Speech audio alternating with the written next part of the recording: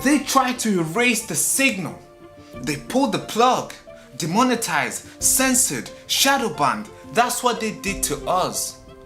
But the truth, my friend, will always find the frequency. I call this Operation Airwave Liberation because I'm not just back, I'm broadcasting from ruined. But this time, the airwaves is mine. And this time, it's uncensored. I watched them strip everything that we built. No warning, no explanation, silence, just taking everything away. 300 plus videos, deleted, all gone. And if you think this is about community guidelines, you've not been paying attention. This is a war. This is a digital gulag dressed in a terms of service type of way. They want us gone because we're saying things that they don't like. Maybe we're asking questions because we're curious. They don't like the questions we're asking. Or maybe we refuse to play nice in this echo chamber that we're in. They first hit me with the algorithm. The video is not getting enough views. Then they hit me with the monetization. Well, no money for you. But guess what? They forgot to hit my will. They thought that'll be enough. It's gonna cave and it's gonna run away. But guess what I did? I rebuilt, I rewired, I learned the game behind the curtains and see how they operate. I'm not just back. We're launching Operation Airwave Liberation. No filters, no masters, just signals. The signal they tried to block, but this time is very strong. The wind can't even penetrate through this. This, my friend, isn't just about me. It's about all of us. Every single voice that's been cancelled, clipped and used in a wrong way by the media. From now on moving forward, I'm not just creating content anymore. I'm sorry. I'm building a resistance. On camera, off grid, and above the algorithm. And if you are watching this, you are the resistance. This channel isn't just a platform. This is a broadcast tower for the truth. I'm glad I'm back.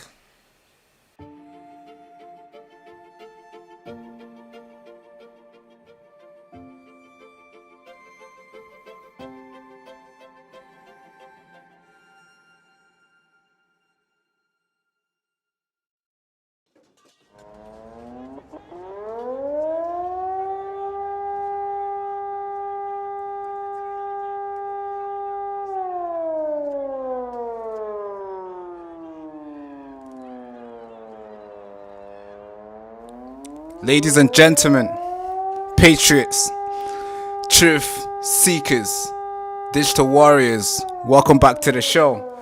Yeah, it looks like we're gonna be sounding the alarm now. It looks like we have to now. We have to start sounding the alarm because our government are too incompetent. They won't do it for us. So we have to start sounding the alarm, guys. What do you guys think? Is it too loud? Can the people in the back hear me? Are they looking for safety now? Because it seems like we have to start sounding the alarm. Oh man, the news here, bro. As you already know, this is not a regular broadcast, folks. Thank you so much for tuning in. If you're new to the channel, make sure you like, comment, and subscribe. So, let's break the news, shall we? Let's do it. Again, it's always the government. It's always them letting extremists back in the country. And now it's not just one person. Reports are saying there could be hundreds, minimum, at least hundreds, who are waiting to do 9/11 type of attack, to do Bondi Beach like 1,000 times more. Folks, get ready for it. There's a lot of information, and also something was about to happen to Manchester, and thank God the police did a good job and they stopped them from attacking Manchester recently. Multiple people were going to get shot, killed, but the police did something and they stopped it. So we're gonna react to that. I'm gonna show you that. And also, I'm going to have to talk to you about why there's so many police officers in the UK carrying guns. I'm sure you guys have seen them. Yeah, police officers are carrying guns. We are anti-gun here. We don't let people carry guns. We just give them tasers. Never mind tasers. We even complain for police officers to carry tasers because we are a safe country. Well, not anymore. The police is now obliged to carry guns with them. And you want to know why? Well, let's talk about why you think they shouldn't. So, let's get into this. I don't know. I hope you guys... Sleepers aren't sleeping anymore. Yes, sleeper cells are not sleeping anymore. Yeah, that's right. They are not sleeping anymore. They are awake. They are more awake than our government. It's freaking insane. Just 2 seconds, guys. I just want to... We are streaming right now on Rumble. So if you are on Rumble, go to the Rumble chat and say hello there. So we are streaming on Rumble, and I think we are also streaming on Twitch. I want to just say this. I just want to check everything's working here. It seemed like the Rumble chat. It seemed like Twitch is working. Could somebody just go on Rumble and search up the Baraka Show and see if we're live? Just go do that. And while you're there, just give it a follow. Now let's talk about this thing. It's important. It's important that we do talk about it. There's one thing that's not... Hold on, folks. I don't know what's going on here, but something is not going well on this stream. Strict gun laws for the public. Yeah, strict gun laws for the public. All right, but let's break the news, shall we? So let me break this news. But before I do, I want to show you what was stopped last week. I think this is incredibly... This is important for you to see what got stopped last week. Last week was going to be a deadly attack that was going to take place. But thank God our police and our counter terrorism officers did their job and they stopped this from taking place. I want to give them a huge clap for this because they did a phenomenal job. Because if this was not stopped, I don't know, folks. I'm not sure, folks. I don't know how many people would have died. I don't know. I'm not sure. But hey, I think it's important for you and I to sit down and watch this thing. So let's just take a look at what was going to happen in Manchester. The town, the city that I grew up in, that I would never change, would never switch to any other place in the UK. I think Manchester is one of the best. And I think everybody knows that. Alright, now let's play this video. I want you to see this. And I'm going to read what also the police are prepared for in the next coming days. And I'm also going to read and show you that New Year's Eve is being cancelled. It's been cancelled. Why? Because they are expecting individuals like these who got stopped.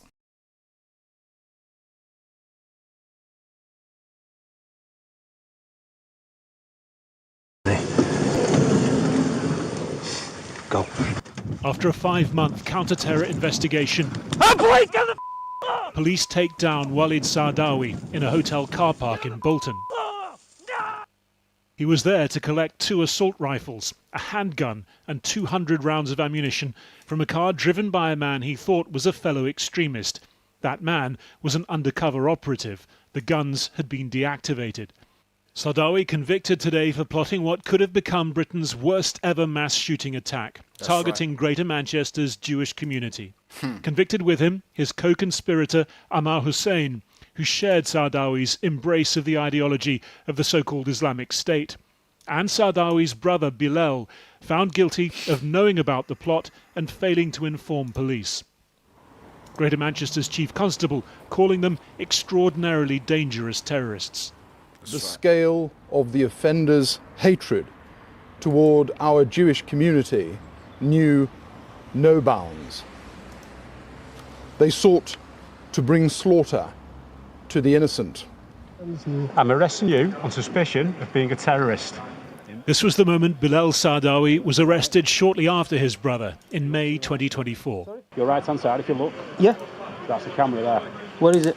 Right in front of you, in that hat. Oh, yeah. Okay. Yeah, what none of the men knew then was just how much of what they'd said and done in the preceding months had also been recorded.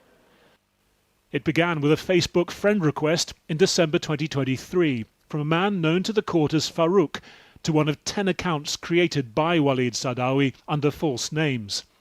Saadawi had attracted attention by praising jihad and Islamic State, saying he wanted to break his thirst with Jewish and Christian blood. Farouk was the undercover operative, pretending to be based in Belgium. The fake profile he contacted bore the image of Abdelhamid Abaoud, the man who led the 2015 attacks in Paris that killed 130 people.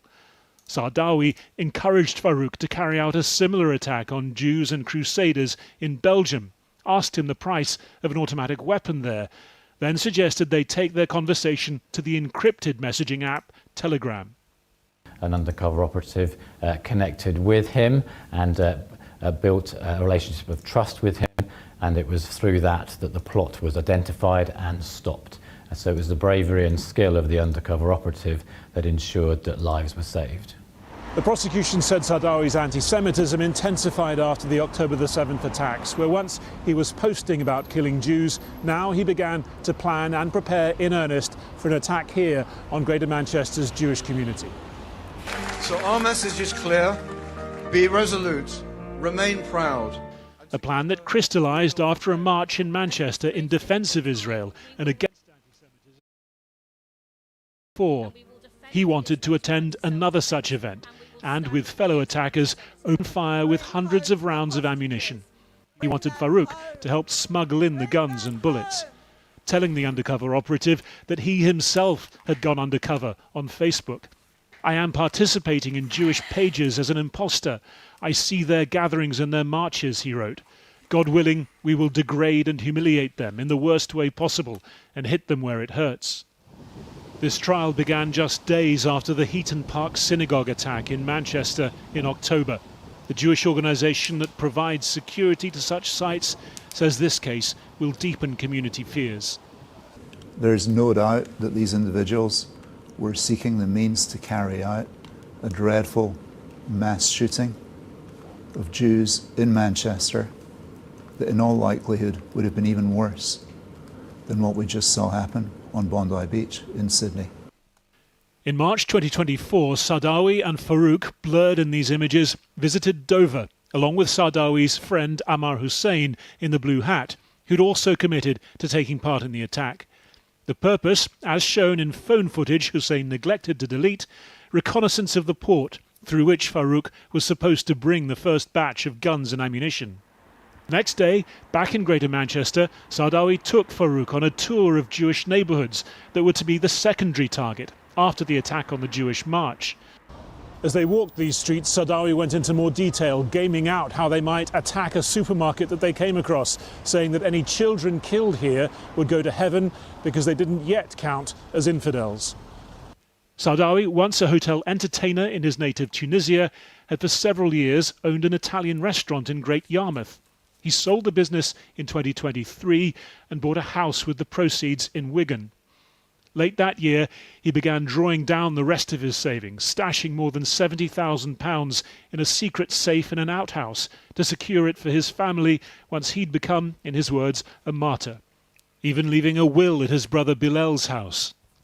Bilal was shown in court working out in a video accompanied by a devotional song or nasheed associated with Islamic State. Another video at Bilal's home shows an individual doing target practice, using a shoebox and an upturned saucepan, another nasheed playing on a phone beside him. The second would-be attacker, Ammar Hussein, was, according to Saadawi, a veteran of Saddam's army in Iraq. When arrested, Hussein said he was proud to be a terrorist, that it meant protecting Islam. At their first meeting in person, Walid Saadawi told Farouk he was scared of incarceration. He would rather be killed than go to their prisons. Now he, Ammar Hussein and Bilal Saadawi all await sentence. Their fate sealed by a man who was never, as they thought, one of them. There's really only one smart choice for chefs, and that's... Alright, folks. This is what I'm talking about. That was stopped last few days. Did you know about this? No? Yeah. These guys have guns. Where did they get it from? You and I can't even carry paper, you know, we can't even carry a spray. Can't even carry freaking, you know, spray. We can't even do that. If we do, we are in trouble. We'll be arrested for carrying a weapon or something. They always have all these legislation that they can arrest us on. We can't carry anything. Young girls who are carrying keys that's too sharp, they can be arrested for carrying a weapon. That's how insane it is. They're telling the public, hey, don't take anything with you. While these guys have guns. How did Sadawi here get a hand on a gun? Where did he get it from? How many does he have? And this is just one that they stopped. Now let me read you this article here that warned that there is over 100 of these guys in the UK today who are just waiting. They're waiting for just a, what do you call it, alert. They're waiting for the alarm to ring, as they are called sleeper cells, right? They're just waiting on orders to come in.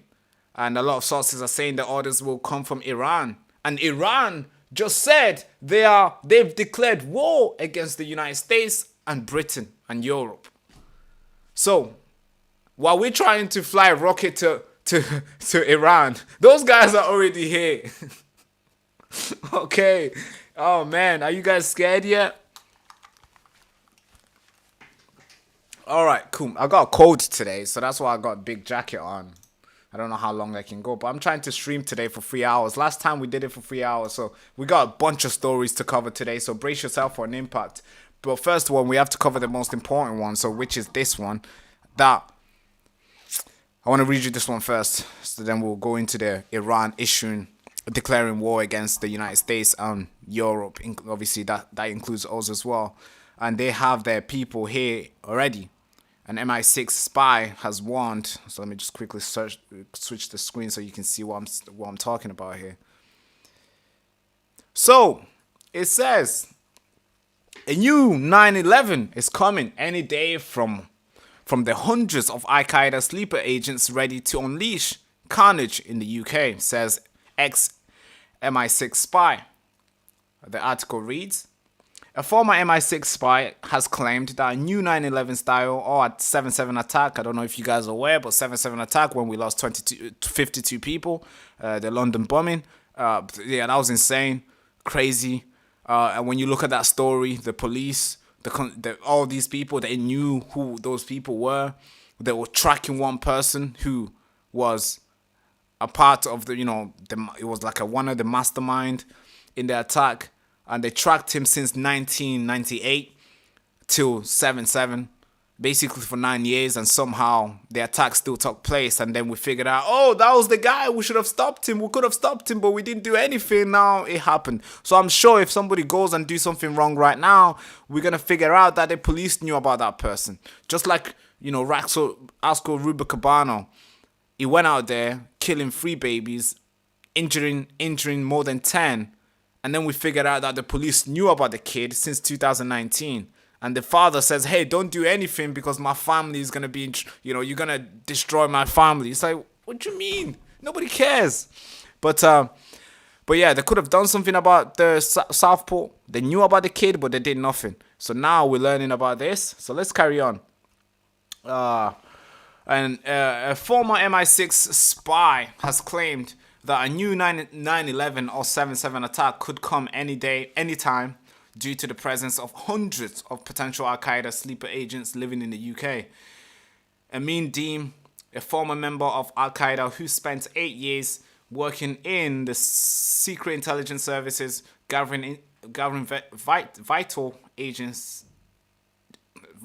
intelligence with MI5 and MI6, says the biggest threat to the West is the spread of radical Islamic extremism and Iranian influence in the UK. He said, quote, it is not about if another 9/11 or 7/7 attack will happen, it is about when. Yeah, that is true, he told the Suns. The article carries on, it reads, Dean's risky work while a member of Can't even hear myself with this. Dean's risky work while being a member of a terrorist group helped to foil significant Al-Qaeda terror plot, including one that would have targeted passengers on the subway in New York. Now, he has shared is concerned that there could be hundreds of sleeper members of the organization in the UK, and that the West is wrongly focusing on Russia as a #1 enemy. Well, obviously, I think that is kind of true. I think everybody knows that you know, this war with Russia and Ukraine, it's not really like, I mean, we have a way more problem. Putin doesn't. You think Putin cares about the United Kingdom? Like, come on, let's be serious right now. I think he has way more important stuff to do. And he's came out himself. Putin has come out himself to say, hey, I don't care about the United States. I don't care about the United Kingdom. I don't want to attack you guys. Putin has said that himself. But somehow we always want to fight Putin and stuff. But the guys claim that he doesn't care about us. He doesn't want to fight us. But the people who want to fight us, we are invited them in. Just like Starmer welcoming this Allah, what's his name? Allah Al-Fatah, the guy who, I mean, we're going to get into that story very soon. But let's focus on here. Mr. Dean claimed it is Iran that should be the focus of the government policy in order to protect the British people. He says the country was responsible for hosting Al-Qaeda for 25 years, opening up opportunity for so-called sleeper cells to carry out attacks on British nationals, including fatal assault on bricks in UAE. Unfortunately, I would love to tell you the world is an amazing place, he says, but it is not, Mr. Dean said. So this is obviously 9/11. You've seen this, the tower. Obviously, there's a lot of theories about 9/11. One of the building that just went down. Like, I'm thinking, hey, there's no way that building just went down like this. When, I mean, it's crazy stuff. 9/11, but obviously it was a real terror attack. There's a lot of conspiracy about it, but it was a terror attack coming from extremists, which now are living. It could be your neighbor. It literally could be your neighbor. So let's carry on. A threat like Iran needs to be countered because of the fact that they are a national. They are a nation that has sponsored terrorism. Yes, they have. Look at all the terrorists. Well, I mean, just look at the war with Israel and stuff, and what Iran has done, funding all the terrorists, all the Hezbollah, all the people. I mean, it's crazy. And now we are a part. Now we're going to be one of the... And now they're looking at us. Yes, he's predicting more lone wolf style attack in the future. And he says that although it is impossible to estimate exact how many potential Al-Qaeda members are in the UK, so they are in the UK. So it's just not... You can't calculate how many are here. He says it's impossible to estimate how many potential Al-Qaeda members are in the UK, but it is at least hundreds. So it's not 2, it's not 3. Maybe you might think it's 50. Somebody over there might think it's 15. This guy says it's 100, so that could be 900, that could be 800. And folks, that's a lot of people. That's a lot of people. How many people killed, when you look at the 7/7 attack, how many of those attackers were there? How many? Some people say 5 were the mastermind. Some people said less than 10. But reports are suggesting that it was less than 15 for sure. So if this guy is saying there's more than hundreds of individuals that facilitated the attack, 7/7 attack, think of how many buses. In one bus you can fill in 60 plus people. Some buses can carry 100 people. Imagine something similar happens. That's 100 plus people being killed. One. And that they have hundreds of them in the UK, this guy's claiming. And of course he's not just blowing smoke to tell, to cause fear in your brain. He's not here trying to scare you. He's actually saying the truth because hey, look at New Year's Eve. It's being cancelled almost everywhere. Australia has cancelled New Year's Eve. Why? Because they fear that Bondi Beach style attack will happen on that day. United States, New York has cancelled New Year's Eve. Can you guys hear me? Let's put the microphone this way. I think I'm more passionate with that camera. New Year's Eve in United States has been cancelled. In New York, some parts of the New York has been cancelled. So no more counting till 5. No more counting till 10. You know, 1, 2, 3. Oh, Happy New Year. Boom, boom, boom. No. You're gonna think it's firework, but no, somebody's bombing you the fuck to death. And this is what all the governments in obviously in Europe, all the governments in Western nations have allowed to take place. And now we're here thinking, hey, how many are there? Well, there are hundreds of them, according to the ex-MI5, MI6 guy. But should we carry on here? So the father of one was 17. Okay. Where was I? Mr. Dean argues that the sleeper agents could be utilized to carry out a terror attack at any time. At any time. Any friggin' time. Mr. Dean, the father of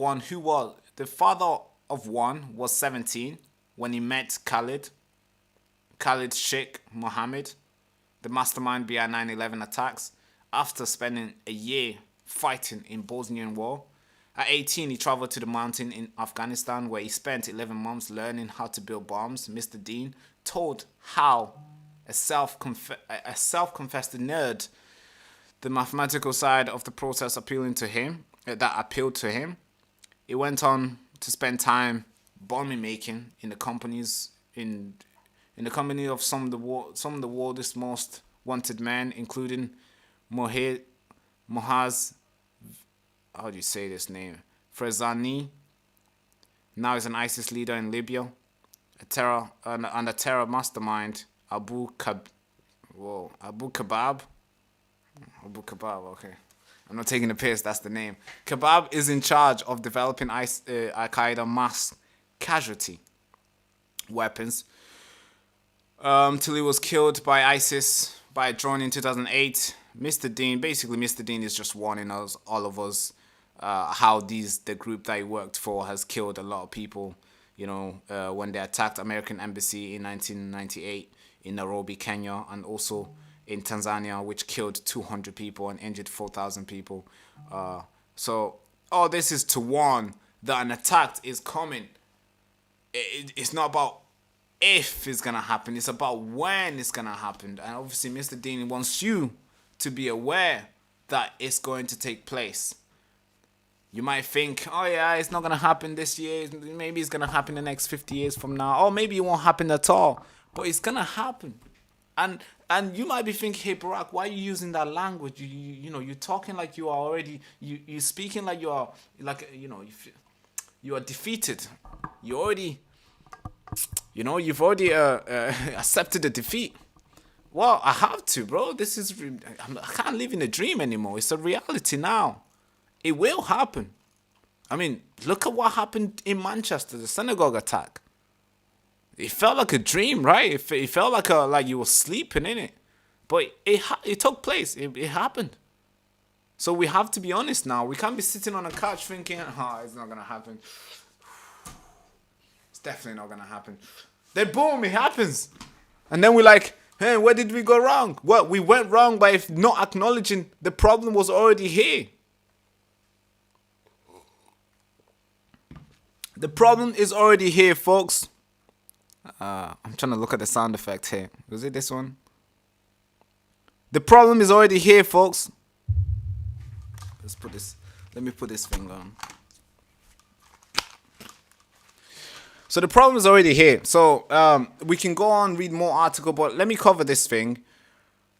The problem is already here. It's taking place. There's multiple articles. Mr. Dean is one, and I can go on and go on. Everybody is reporting on this. The government is reacting. As you can see, there's more people who are being given guns now. All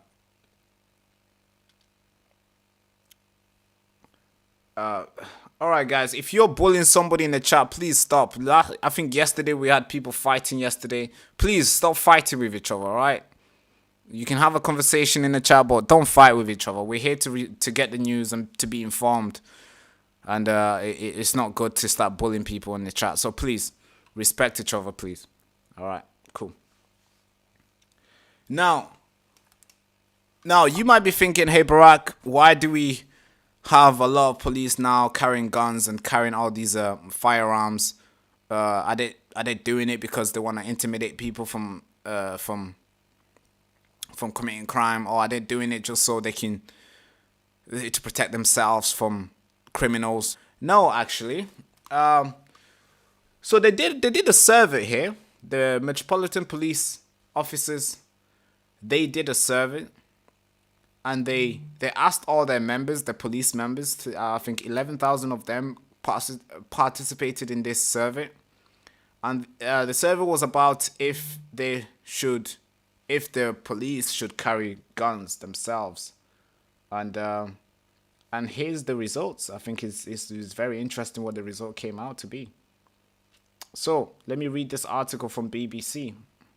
Yeah, it's from the BBC. I can read the Telegraph. I mean, they all reported this. So nearly half of Met Police officers believe the force should have firearm capability increased. Staff service has found.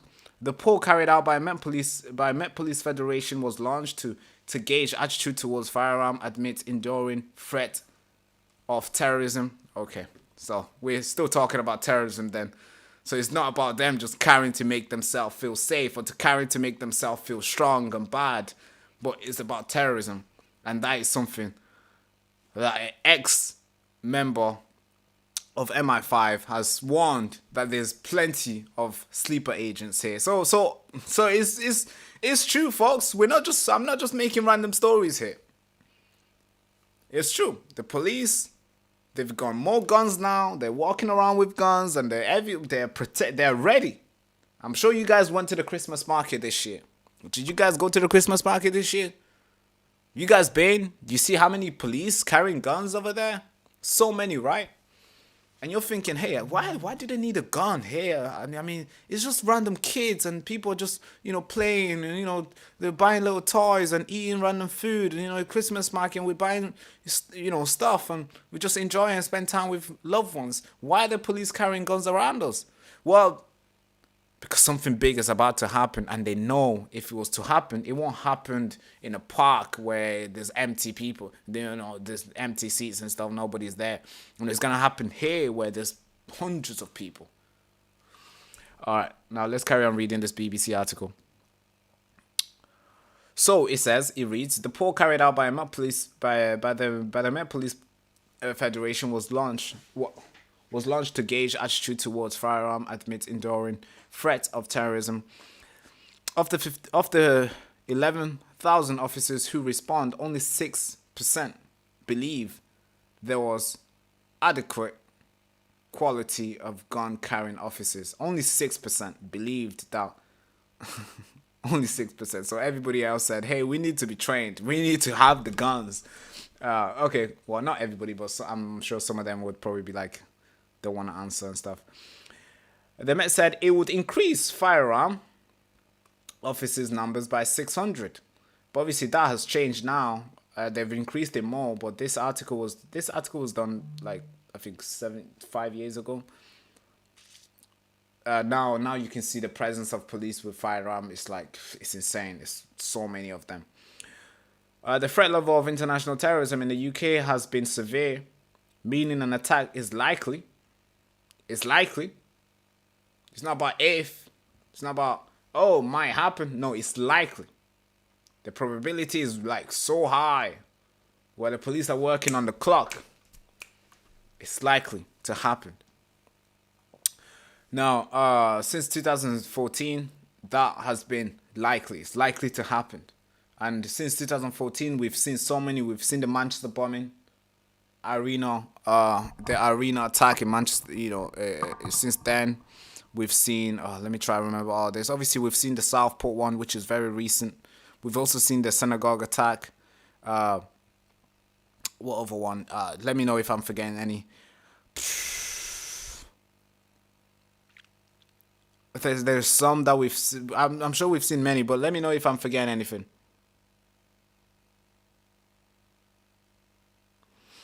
Let me know if I'm forgetting anything. But we've seen a lot of attacks. So they've increased the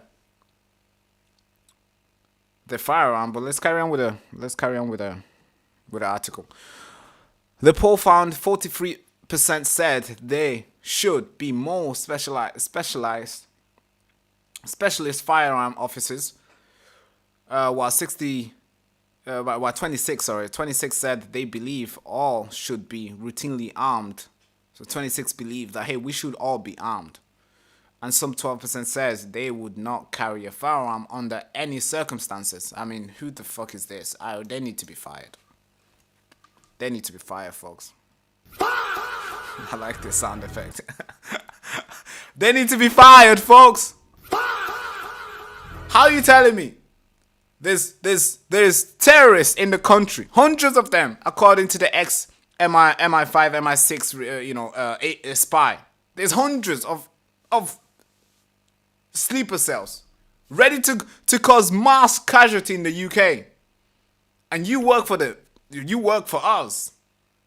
And you're saying you do not want to carry a gun under any circumstances? What the fuck? She needs to be fired, or they need to be fired, or he needs to be fired. What the Alright, cool.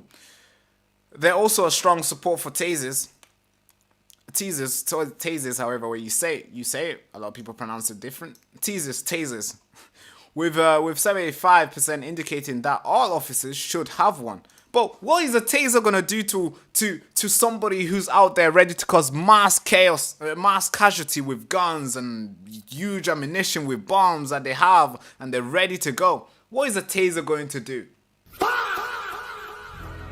Let's be serious here. Where's the camera? What's a taser going to do? You have to get close to them. Oh, stop what you're doing. I'm gonna taser you. I'm gonna make you spaz on the floor. Oh god, okay. Maybe my language is not good enough. Alright, we're on YouTube here. But you know, what's the taser going to do? The guy has a gun, he's ready to shoot randomly, he's ready to shoot everybody and shoot himself afterwards. What is your taser going to do? He's gonna put you down before you even bring the taser out. So, and you're saying, hey, I would not carry gun. I would not carry any firearm under any circumstances. Alright. I need people who can carry guns. I need the police officers to carry guns. I need to be protected. Their job is to protect and enforce the law. That's the job. And you're out here, 12% saying. Some 12% said they would not carry a firearm under any circumstances. If not, then let us carry our guns. Let the people be able to arm themselves. Because if this is true, if this guy is real, if this is true, then I think everybody should be able to carry guns. Everybody should be able to carry and protect themselves. That's what it should be. Because if a terror attack is likely, it's not about if another 9/11 or 7/7 attack will happen. It's about when. And then the police officer say, hey, we don't want to carry guns. Alright, we need to fire them. They need to go. Alright, cool. This is insane, folks.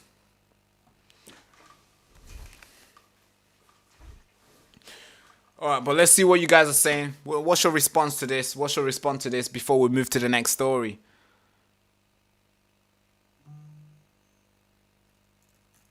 What's the next? What do you guys think?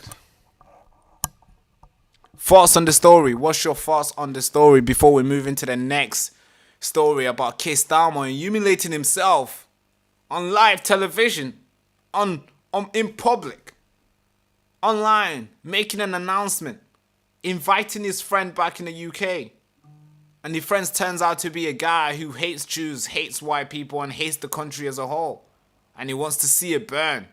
Somehow, Starmer helps and announce, say, hey, this has been the only thing my own administration has been focusing on, to invite this terrorist, this Jew-hating motherfucker back in the country. How the fuck is that? Alright, I'm swearing too much, sorry. How the heck is that Prime Minister material?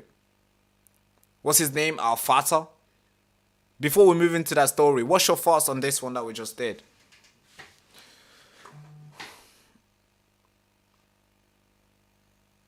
Somebody says, do you think Starmer turned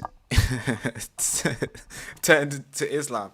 I mean, I don't know, folks. I don't know. What do you think? I mean, his action indicates that. The way he's been acting and the way he's been doing his stuff, I think so. The only way Starmer can save himself in this situation is to send this guy back to Egypt. It's literally to send him back to Egypt. That's the only way he can save himself here. Come out, Starmer, and say, hey, I'm sending this guy back. I appreciate you guys for, you know, holding my feet to the fire when I make a mistake. I made a bad mistake. I brought this guy back. He hates Jews. He hates white people. And obviously, this is a country full of white people. This is a white person's white country. But I invited this guy back. I made a huge mistake. I'm sorry, guys. I'm gonna send him back. He and his family are currently in a packing. They're going. I think everybody will clap for him and be like, all right, Starmer, thank you so much for protecting the people here. Thank you so much for protecting the British citizens. You know? But no, he invited this Al-Fatah guy who hates Jews, who hates white people, and I'm going to get into it. But what do you guys think about the story that we just covered? Somebody says Islam is demonic. Starmer is demonic. Yeah. Okay. I love this patriot. Somebody says Kristen Don Defender. Oh, that's a good name. Starmer is not Islamic, just full in bed with the Brotherhood. Yeah. I want to know who's on top of who. But okay. Okay, let's read. Somebody says, oh, hello. Somebody says hello. All right, hello, True Finder. How you doing? Should we move on to the next story?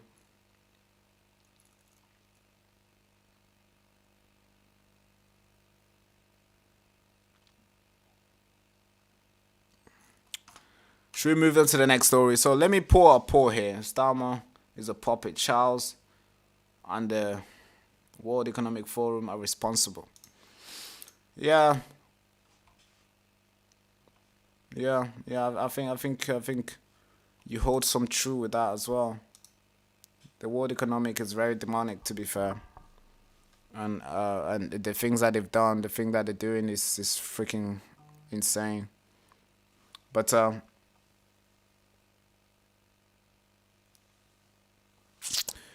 yeah, by the way, Janice says, please leave a thumbs up and thanks if you have already. Yes, guys, if you are watching this live stream, please like this show. Subscribe if you haven't. Like the show. Leave a comment. Let's get going. Keep this thing going. This is gonna be a huge broadcast. We have a great announcement to make in 2026. I think you guys will love it. If you want to support the channel, there's links in the description. You can just go and support the channel. But if you haven't liked this stream, make sure you like it. But let's carry on. So okay, let's go into the next story, guys. We've covered this one story for 40 minutes. It's too much. Right, the chat is going too fast. Yeah, it was way too fast now. Okay, cool. Let's move into the next story. Next story is, so Starmer felt very good after Christmas. I don't know what he had. I don't know what his wife made him. I don't know what his wife made for him, but I think he felt so good. His belly was big. It felt so nice. And he made a post yesterday inviting his friend back in the UK. And I think it's important for you and I to sit here and go through who this friend really is. Who this friend really is. Starmer, his friend, his brother, his lovely, he calls him a fellow citizen of his. So let's go through this, shall we? It's freaking insane, folks. It's like, I mean, what is going on? Like, how can you make a mistake this big? Only Starmer can do that. Only Starmer can do it. Only Starmer can invite somebody back in the UK. Oh, Yvette Cooper also doubled down as well. Oh my God. Only the Labour Party can do this, man. Only them. But let's get into this story, shall we? It's important we do. It's important we do. So, Starmer, the tweet just disappeared. I hope he hasn't deleted because this tweet is getting a lot of backlash. But oh, he hasn't deleted this tweet. Wow, he's just doubling down. He doesn't care. He doesn't want to lose the friendship. But anyway, look at this. Look at this, folks. So Starmer says, I'm delighted that Allah Abdel Al-Fattah is back in the UK and has been reunited with his loved ones, who must be feeling profound relief. I want to pay tribute to Allah's family and all of those who have worked and campaigned for this moment. Allah's case has been a top priority. Top fucking priority, apparently. This Allah guy has been the top priority of my government, he says, since we came into office. Not the economy. Nah, fuck the economy. What? Not the illegal migration yet. Let the guys keep coming in dinghy. Not the sexual exploitation that's happening here. Not the grooming gang. Not the sexual assaulting that's taking place almost every single day in the UK, around the country. Not that. Not trying to, fix the homelessness, the poverty, the children. There's how many children are homeless? How many children are living in poverty in the UK? Well, there's like 3 million children living in poverty every single year. Some of them are going without eating. Somehow this guy didn't have that as the priority. Really? Like, what the fuck? But let's carry on reading. My top priority for my government since we came into office. I'm grateful to President Sisi, that's the president of Egypt, for his decision to grant the pardon. Wow. And some of you guys might be thinking, Barack, maybe you're exaggerating. Who's this guy? Who's this freaking guy? Okay, cool. First of all, he had a community note from Twitter. And Twitter said, he had a community note from, Glock, Twitter thing. And he says, Al-Fattah has a history of anti-Semitic comments. In November 12, he wrote, there is a critical number of Israeli that we need to kill. He said that. How can I really read what this guy said on Twitter, on YouTube? Because it's really worrying. And the fact that this guy made him the top priority for his government is just even more concerning. It goes, in 2010, he tweeted, yes, I consider killing any colonialist and especially Zionist heretic. We need to kill more of them, he says. I mean, this is just what this is just the community, the community note from Twitter. All right, now let's read how people respond to this tweet, because there's more stuff that this guy said.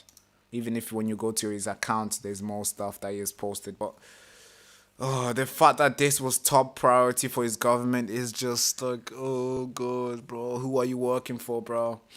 I thought you could turn this ship around, but yeah, this guy is just sinking every single day, folks. There's no way we can save this guy. There's no way he can save himself. But let's carry on. So Rupolo commented, well, this has gone down like a pint of Tibet vomit. Top work, Prime Minister, he says. All right, cool. Let's see this. This is alleged one of his tweet. This is one of his tweet. He tweeted, oh God. Dear Zionists, please don't ever talk to me. I am a violent person who advocate the killing of all Zionists, including civilians. So, cough. He tweeted that. By the way, this is the guy that's been on top, our Prime Minister's top priority to get in the UK. So, folks, it's a lot of problem that we need to fix here. Imagine this guy was his campaign in getting him in the country was Prime Minister Keir Starmer's top priority. Just think about that. Not you. Not the economy. Not the flipping border. Nothing. But this guy was the top priority. Here's what he tweeted again. Can we get back to killing Zionists, please? He asked. They seem to be more violent when we stick to non-violence. I mean, how is this guy not in jail yet? I mean, if you brought him back to put him in jail, it would make sense. But the fact that this guy was brought back to be honored as this hero who's coming back to unite with his family is just concerning. This guy should be in jail. We've seen what they did to Lucy Connolly. We've seen they're arresting people. They're arresting 43 people an hour. 43 people a day, apparently. For tweeting, for Facebook post. But somehow this guy was not here. It was the top priority for our Prime Minister to get him in the country. Not to be arrested, but to be given all the glory and all the media attention. As a hero who was in jail in Egypt. Alright, every time I get passion, my sickness, my cold, it just gets worse. Alright, let's read the last one. He tagged someone. Also, why from time to time I remind people that I rejoice when the US soldiers are killed and support killing Zionists, even civilians. God help me, man. You remember this? This is what our Prime Minister and the government told us last year when the riot took place. They said, think before you post, because you could be inciting violence and we're going to come for you. Well, apparently, Keir Starmer didn't think before he posted this because his friend that he is delighted to have in a country didn't really think when he was posting. Let's carry on. I'm sure there's more. Yeah. Alright, let's read this. He tagged somebody. Tits and twats. Oh, God. Alright, okay. Don't worry, we were only discussing on how we'll take over your town and rape your woman. US terrorists tend to do that. Sorry, US terrorists. Just say, is he saying us? Did he say our terrorists tend to do that, or US terrorists tend to do that, or us terrorists tend to do that? But just read this. This is tweeted in 2010. What was taking place in 2010, folks? What was taking place in 2010? I want to ask you guys. Hey, the chat. Let's engage together real quick. What was taking place in 2010? What was the biggest issue? From 2008, 5, 20, even in the 90s, what was taking place? Can somebody comment it down below? I want to see it. Can somebody comment down below what was taking place in 2010 or before then? That's been the single biggest issue in the country. Not solved yet. I'm sure you guys will get it right in the comments. What was taking place?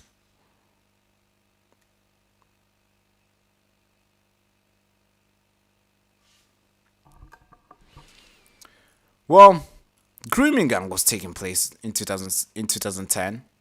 That's what was taking place.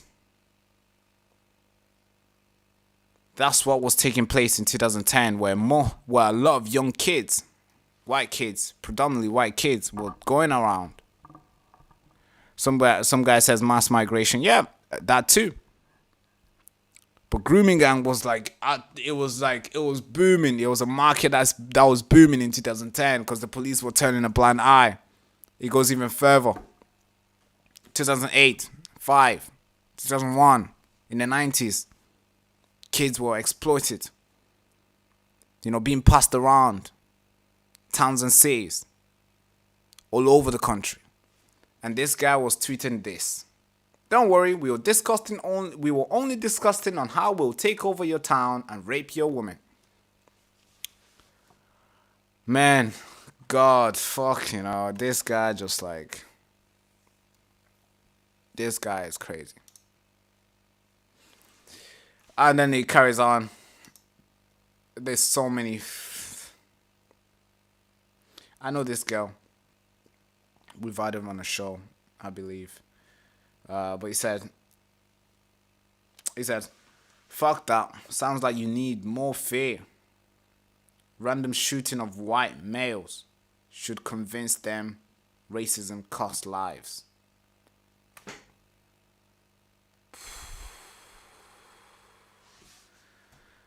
Bro, I don't know what to say, man. How's this guy not deported yet? How is this guy not deported yet? If you were to say this, you'd be arrested. You would be freaking arrested. But this guy can say it, get arrested in Africa, and our government will make it top priority to bring him back to the country. Not to be arrested, but to be honored and be given all the media attention. Like a hero that they're trying to paint him to be. Man, it's freaking insane. I mean, how? Like, it just... Okay, let's read this. Okay, we've read this. We've read this. We've also read this. Is there more? Proof we need more suicide bombing. Oh, God, fuck, man.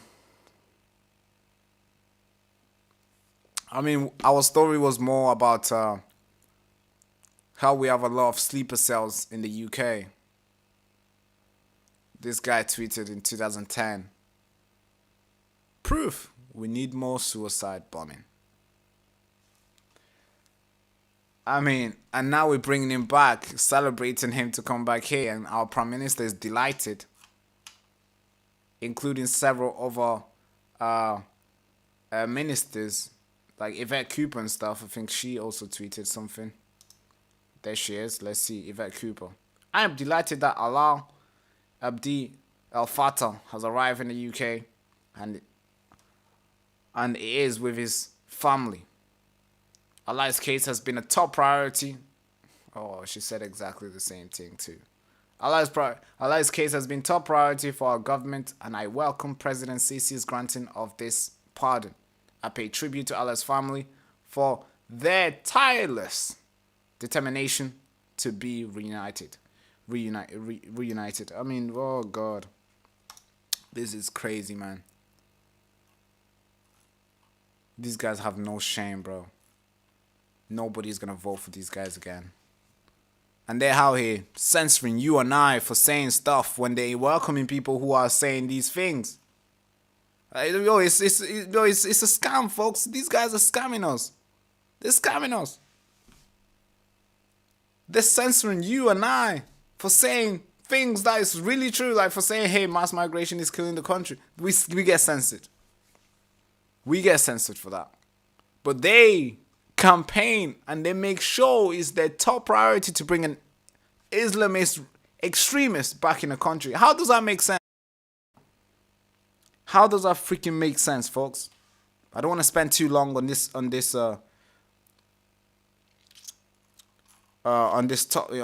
story.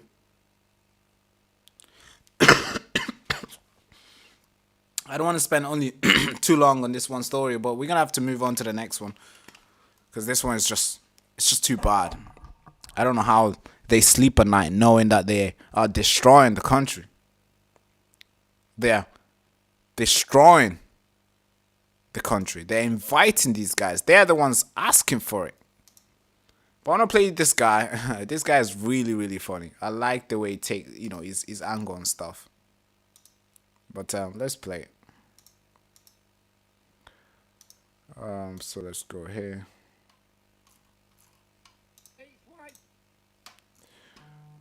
Let me. We're gonna get this guy on the show very soon, so make sure you tune in. But you can go follow him. Really cool guy. The Keir Starmer's top priority is to get a certain person back into the UK, yeah? Now I'm going to roll off a few things that this certain person has tweeted in the past. You need more fear, he says, yeah? Random shootings of white males. Should that not be enough? Well, there's more, like kill them British dogs, yeah? And he hates white people and he's proud of being racist against whites, yeah? And there's loads more, but you get the point, don't you? You get the gist of it. Keir Starmer's top priority has been to get a certain individual into the UK, back into the UK, a certain individual that rolls off all these things about hating white men, about shooting and killing white British dog men. Where are we going to fucking go from here? When is it going to fucking sink into your stupid brains that this government is not for the British people no more? I mean, I don't know enough about this story here, but I do trust information of the likes of Corky and the rest of the newsreaders, yeah, the content creators, and I trust them wholeheartedly. And I've seen this popping up left, right and centre by them all, yeah? So listen, I've made up my own mind from what I've seen, yeah? You need to make up your fucking mind about this fucking pile of shit in this country. And you know what I'm talking about? These dirty, sleazy, sleeker, slathering bastards. The Keir Starmer's top priority. Yeah. Keir Starmer's top priority was to get this guy. Jew hating, white hating, human life hating individual to get back in the country. That was the top priority. It's freaking it's just unbelievable, bro. And you and I get arrested for tweeting just a fraction of what he tweets every single day. We get arrested. We will get arrested for tweeting just like maybe 10%. Your door will be knocked down, arrested, done. But that guy, nah, Keir Starmer isn't going to make it top priority to get him back in the country. It's freaking crazy, folks. But let's move on to the next story, which is Iran. Iranian president warned the United States and Israel of more decisive response if they attack Tehran. And they said, I quote, "We are in full-fledged war." So they have just declared war on the United States, Israel, and, of course, Europe. I think let's get into it. Let's try to link this thing together, right? Help me here. Help me here. Help me link these two things together. Does it make sense? So,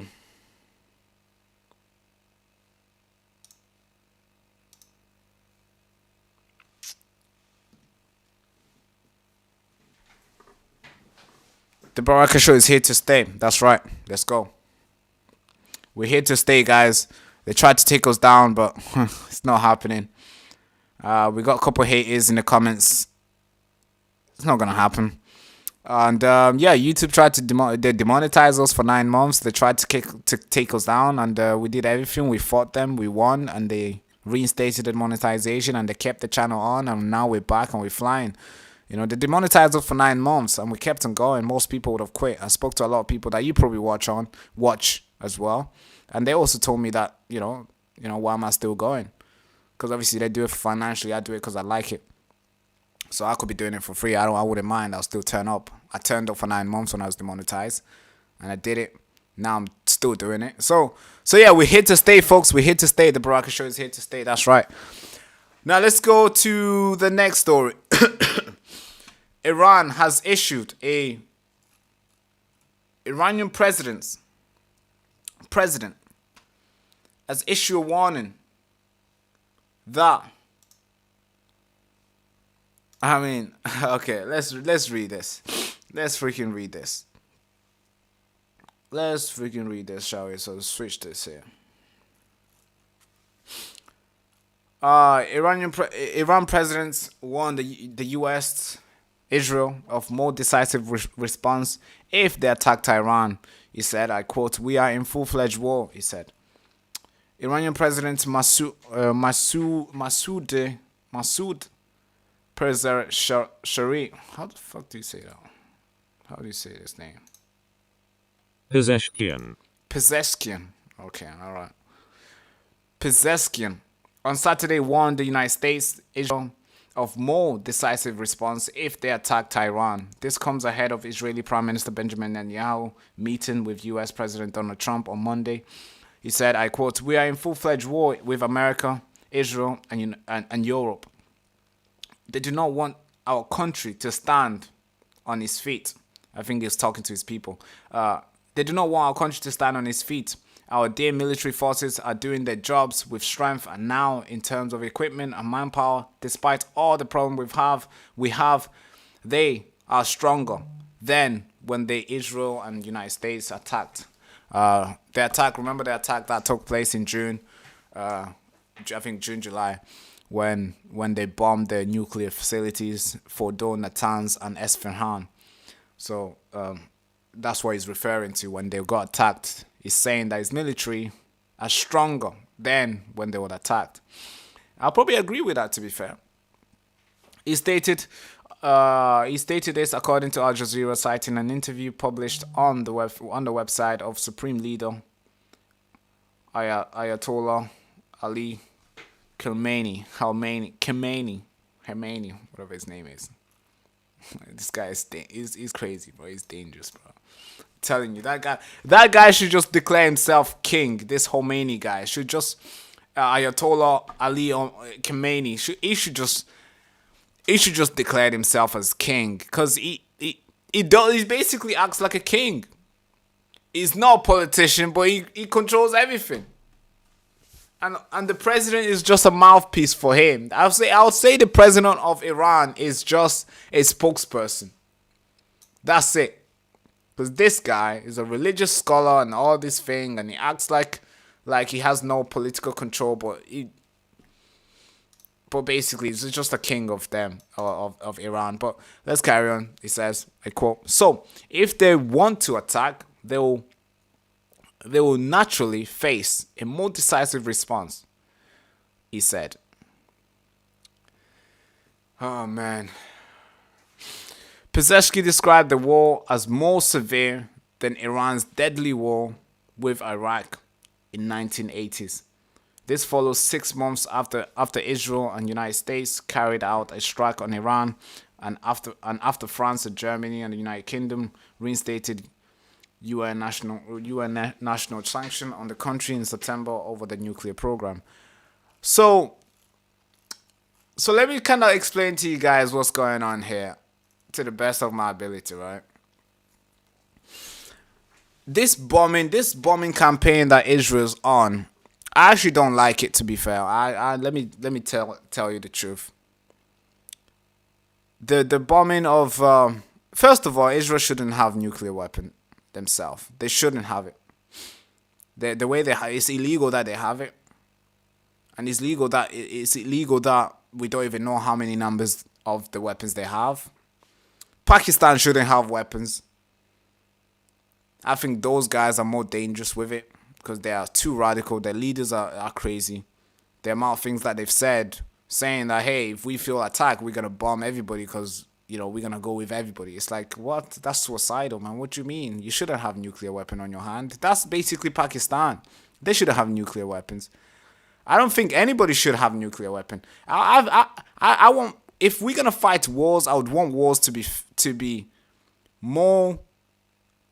I want leaders to be more careful when they declare war, because they know they won't just hide in a bunker and press the button and kill the whole world. I want them to be more decisive in a mean where if we go to war, we have to carry swords and knives I think that war will be more, leaders will be more careful when they're declaring war, because they're going to be thinking about, man, that's going to be a lot of blood. Oh, that's going to be, man, wow, the guys have to, wow, that's going to, so many people will die. But when it's so easy as like a button, you just press the button and everybody dies, I think it's too, it just remove the planning that goes behind it. What do you guys think? What do you guys honestly think? When you just press one button and just pew, a rocket is gone in the sky. Or maybe a rocket is already in the sky. Now they're trying to develop those type of weapons where they can put them in and just have them orbiting the Earth. That's insane. And you can just press a button and that thing will go direct, very precise to where it's going. That is crazy. It removed the heart out of you. And it just makes things more technological. And if AI has its hands on it, the AI can just be like, yeah, I detect the threat and we attack. I mean, and then people die. It's freaking insane. But I want to get back to Iran. Iran is very dangerous. I think they need to be neutralized. They need to be, I don't know how we're going to go around it, but going on, because I don't see this war, this Iran-Israel issue to be finishing anytime soon. Because Iran is not a weak country. It's not like Syria. It's not like Afghanistan where you're going to go and, invade and do all this. No, those guys are powerful. Those guys are huge. And they have a lot of backing. And you have to see that we're not. If you attack Iran, you're not just attacking Iran alone. You're attacking North Korea too. You're attacking Russia too. You're attacking China too. And China wants to be the next superpower. So if they see the chance of U.S. going into war with Taiwan, what do you think China will do? China will probably take Taiwan. Done. Because obviously, look at the situation in Taiwan. Look at all the crazy stuff that's happening there, where China is just poking and poking and poking, and we don't even know when China will invade Taiwan. They might invade Taiwan anytime. So if U.S. goes to war with Iran and Israel, now that and they are still in Ukraine, so that means they're gonna be fighting Russia at the same time as Tehran. And obviously now these guys have said that we're going to be in full-fledged war, meaning we're going to, the response will be more, it will be a decisive response.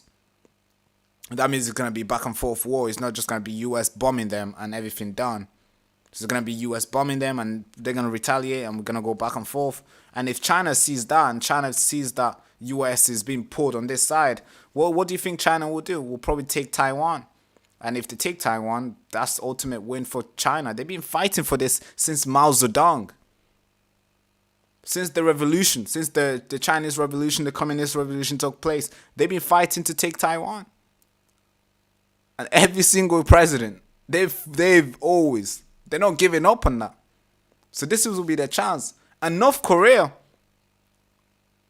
they have a little bit of revengeance in them. Seeing how US bombed them to basically death, obliterated them when they tried to invade, South Korea, and US destroyed all of them. They felt a lot of pain, and I'm sure they're probably thinking, "Hey, we need to get back at them." So I think North Korea will see the opportunity for them to join the war, which they have. They've been helping they've been helping Iran. And the reason why I'm saying all this is so then we can look at this thing and not pick a side. We can't instantly go into oh, I'm in Israel first. Oh, I am Tehran. Oh, no, we can't pick a side because the outcome is so deadly for everybody. The outcome is so deadly because now we're not. It's not just two people fighting in the ring and we're just here celebrating and we're just here. No, everybody's gonna be dragged into it. Because what do you think will happen in Ukraine if US is being dragged to war with Tehran? Russia will just go insane. Russia will be like, hey, we don't want just Kiev. We don't want just this little tiny place. We want the whole thing. And they're probably going to be able to do it if United States is dragged somewhere else. And what do you want? Do you want US to be fighting China, Tehran? You want US to be fighting China in the South China Sea against to protect Taiwan? We don't want that. Do you want US to be fighting Russia to protect Ukraine? You don't want that. Do you want US to be fighting, Iran to protect Israel? We don't want that. I mean, look at this. And then at the same time, also fighting in Nigeria to bomb the Islamists. Look at that. This is how empire fall, bro. This is how the British Empire fell. World War II was so deadly for us. We had to give up. Somebody else had to take power. And China is waiting. US is being dragged everywhere. And so was the British. So was the British Empire. We got dragged everywhere. We had colonial, we had all these little places that we had to take care of. We couldn't afford it anymore. So we had to hey, declare independence. Go, go, go. We can't do it anymore. We can't do it anymore. And we had Hitler that we needed to take care of. And we had our economy being, fucked and people were dying in the street. It was crazy everywhere. Then we had the First World War. That was deadly too. The Second World War, between the first and the second, we had all those economic, black screen, economic blackout, where people were dying. No food. The empire couldn't provide. We were poured against we were poured everywhere. And then we had all this confrontation that was taking place around the world. And that's why the British Empire fell. Of course, obviously, there's a lot of ways, there's a lot of studies that you can go and read, which suggest other information. But that's essentially what it is. They got pulled everywhere, and they didn't have the manpower anymore. They didn't have the money to keep going. And that's when US seen that, and they took it. US was like, all right, we're gonna raise into power, and we're gonna create all these things, and we're gonna create all these organizations like UN, this and this and this, and then. And then the Cold War took place, and Mao Zedong saw that as an opportunity for them to, to bring in the communist revolution there. So that's how it happened. So who would you want to be? Who would you want? Do you want this war to take place? Do you want Iran and US fighting it out? Then China becomes the world economy, the dominant. Do you want the US dollar to tank? And then we're all going to be exchanging in yuan, whatever the economy is. Yuan, I think it's yuan, right? So when I'm sitting here, I'm thinking, all right, Benjamin Netanyahu, chill the fuck out. I know you want to bomb Iran so bad. But in my interest, and for the world's sake, just shut the fuck up. For everybody's sake. Because if US lose the position where it is, China will rise to power. Is that what the world needs? No. So please, just please don't go out there bombing each other, because it doesn't help anybody. And I'm on team humanity here. Nobody needs to die. I don't need Britain to be dragged into a war where we have no interest. The United Kingdom has no interest to be fighting Iran for Israel. I'm sorry. We have our own struggle here where our government is prioritizing to bring extremists in the country. We have our own problem here. So we can't be going out there trying to fight Iran for Israel. I'm sorry, bro. So I'll say to Benjamin Netanyahu, because he's going to United States next Monday to meet United States President Donald Trump, and he wants to lobby him into going to fight Israel. And I'm thinking, bro, you've got your little bombs that, they dropped a bomb on Iran in June. I think that is enough. Everything else, let just, Somebody says tariff work. Tariffs work. Yeah, tariffs sometimes work, but they don't work as much. But let me read this comment. It says, China and Russia are allies. The only reason why people believe China is our enemy is because Nancy Pelosi is fingering Taiwan. Oh, God. It's fingering Taiwan. It is US first. We don't give it two shits about Taiwan.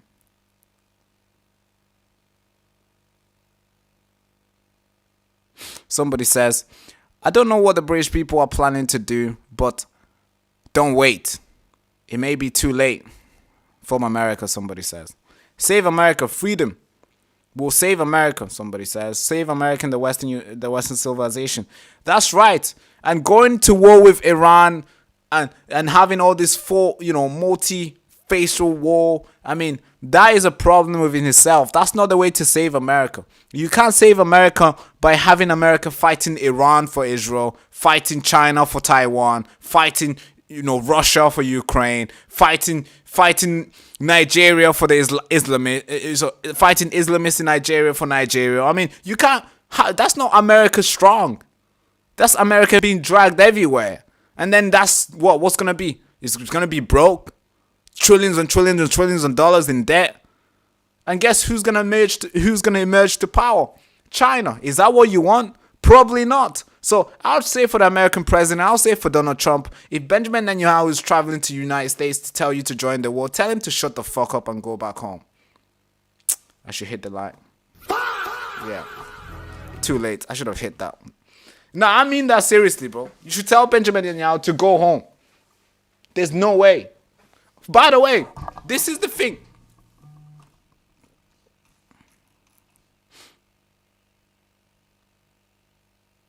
So let me talk here. If the United States right now, they are fighting all these people. They are fighting Maduro. They want to topple Maduro. That's a lot of money that's gonna go out there. That's a lot of resources that's gonna be pulled away from the Americans. They're fighting Maduro. They're trying to fight Tehran for Israel.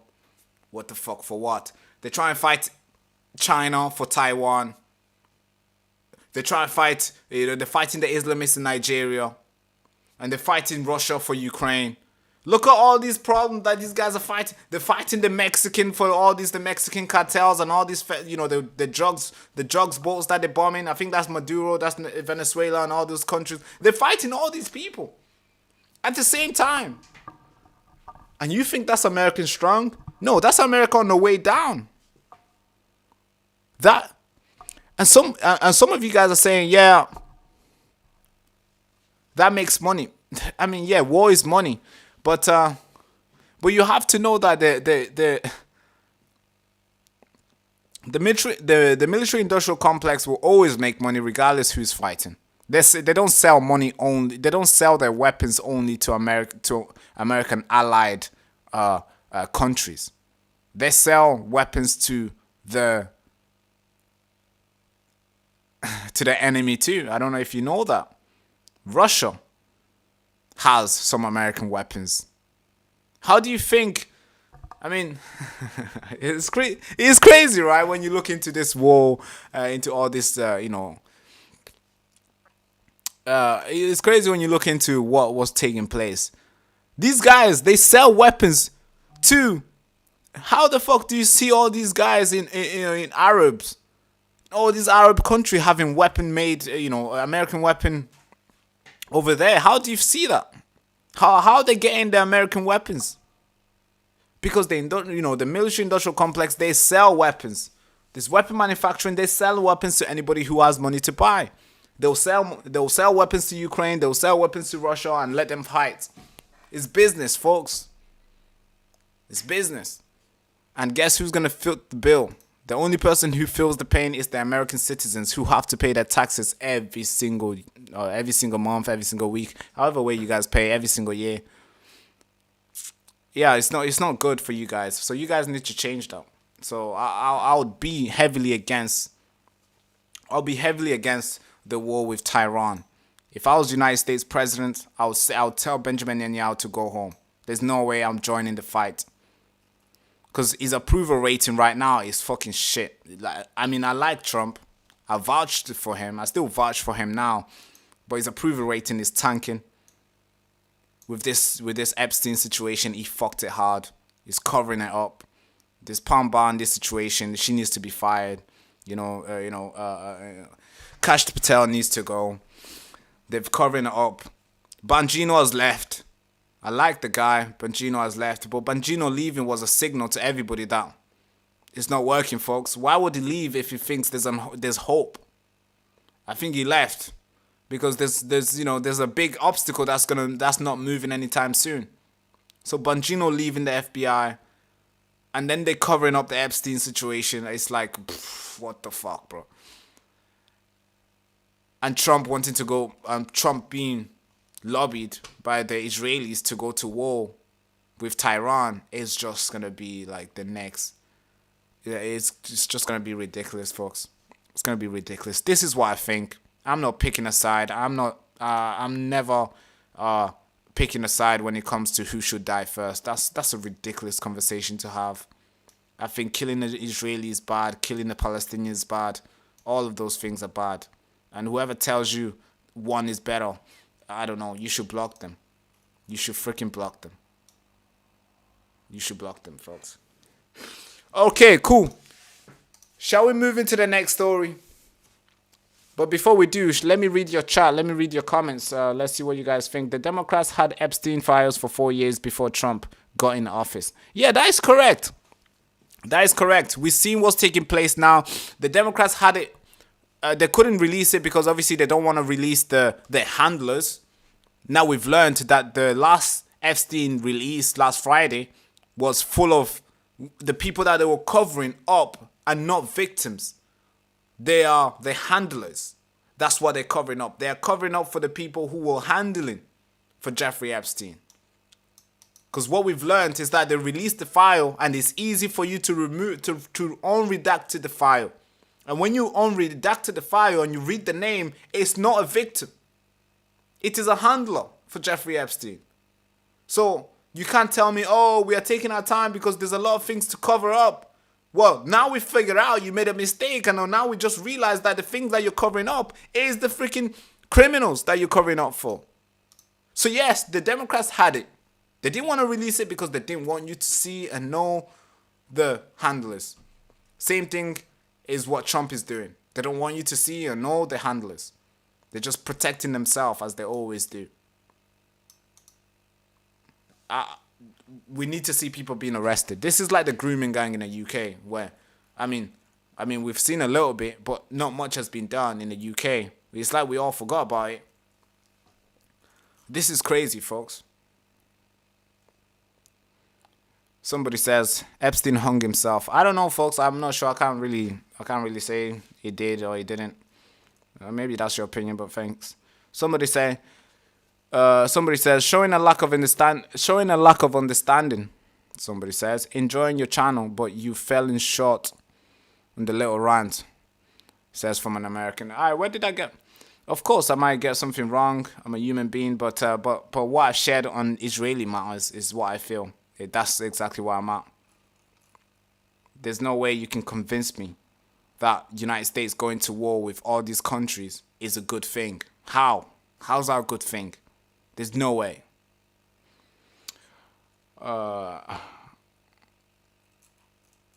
There's no way it's a good thing. Okay. All right.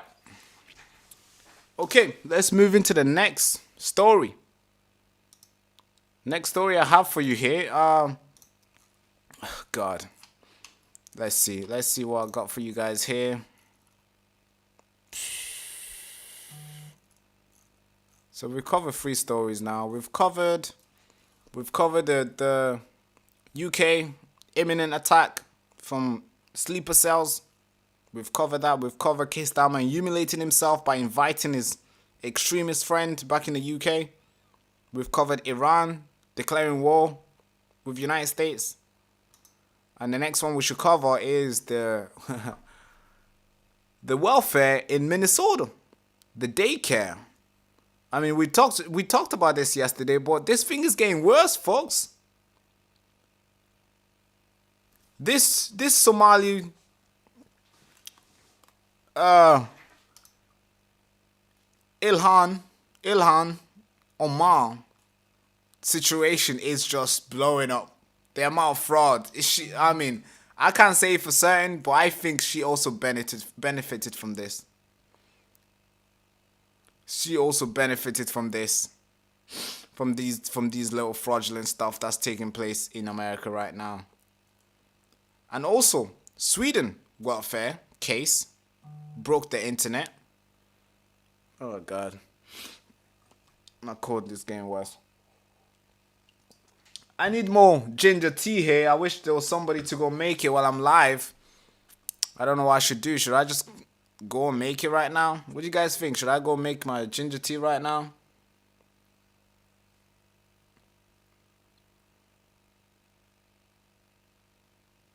Somebody says this channel should have over 500,000 in 2026. Well, let's do that. Well, let's try get there. Let's try get there before YouTube take it down. But you know, me and YouTube, I assume me and YouTube are good friends now. They tried to they demonetized me. They kicked me off and they brought me back after a heavy fight with them for 9 months. So I think me and them are good friends now. I hope so. I hope so, because they can easily change. They can easily change. But thank you so much for having high hopes for, you know, for the channel. I appreciate you guys. I appreciate you.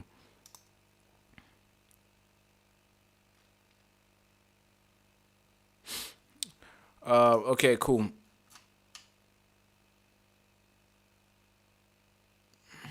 Somebody says, I love lemon and ginger tea.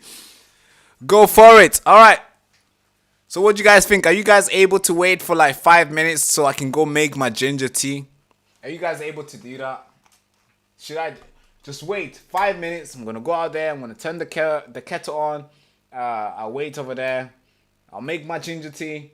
And, you know, ginger and lemon tea. I'll bring it back and we'll carry on with the next story. All right. Are you guys good? Somebody says, I like Jamaican ginger in a can. Should I try it out? I think I should, right? Somebody says yes. All right, cool. We got. Okay, ginger tea. All right, I'll be back. Right now, just go off in the chat. Whoever comes in this, just tell them, hey, he's not here. He's making his ginger tea. All right. By the way, the best team in the UK, best team in the world. Make sure you go and start supporting them.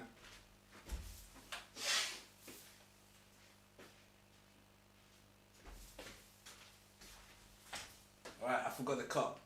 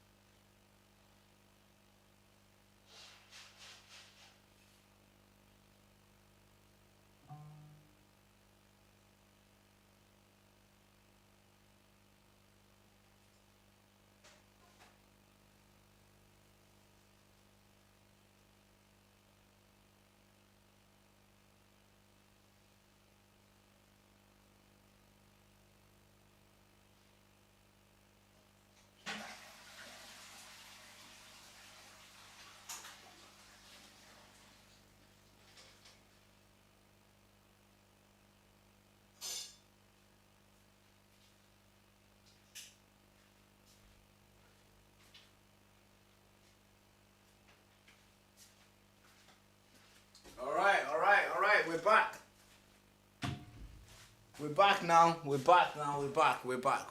Okay. Let's do a little bit of entrance, right?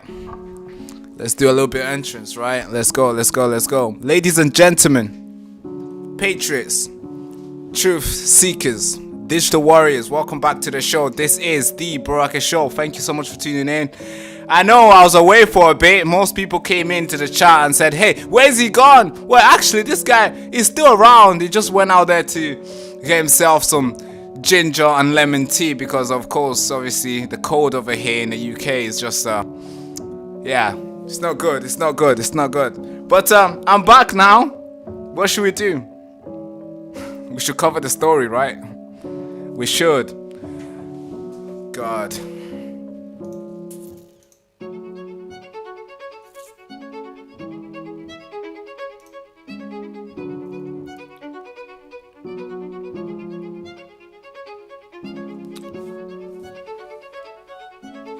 Where were we? Somebody asked. That's what I'm thinking. Where were we? Okay. All right. Time to turn the music off. Now, I want to show you this story, folks. I want you to spare a moment. For this guy who has lost his life. In this country today, where our Prime Minister's top priority is to get an extremist back in the country, while our people are living in the street. And sadly, now they are dying in the street.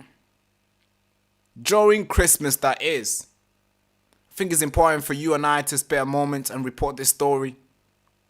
It is a little. We can at least be a little bit of humans. We can be humans today and talk about this story because it is freaking insane. The fact that this is what's going on. Yes, we're gonna talk about the Somali soon, but let's talk about this first because this is scary, folks. This is annoying to see. As a patriot seeing this, you're just thinking, hey, where did we go wrong?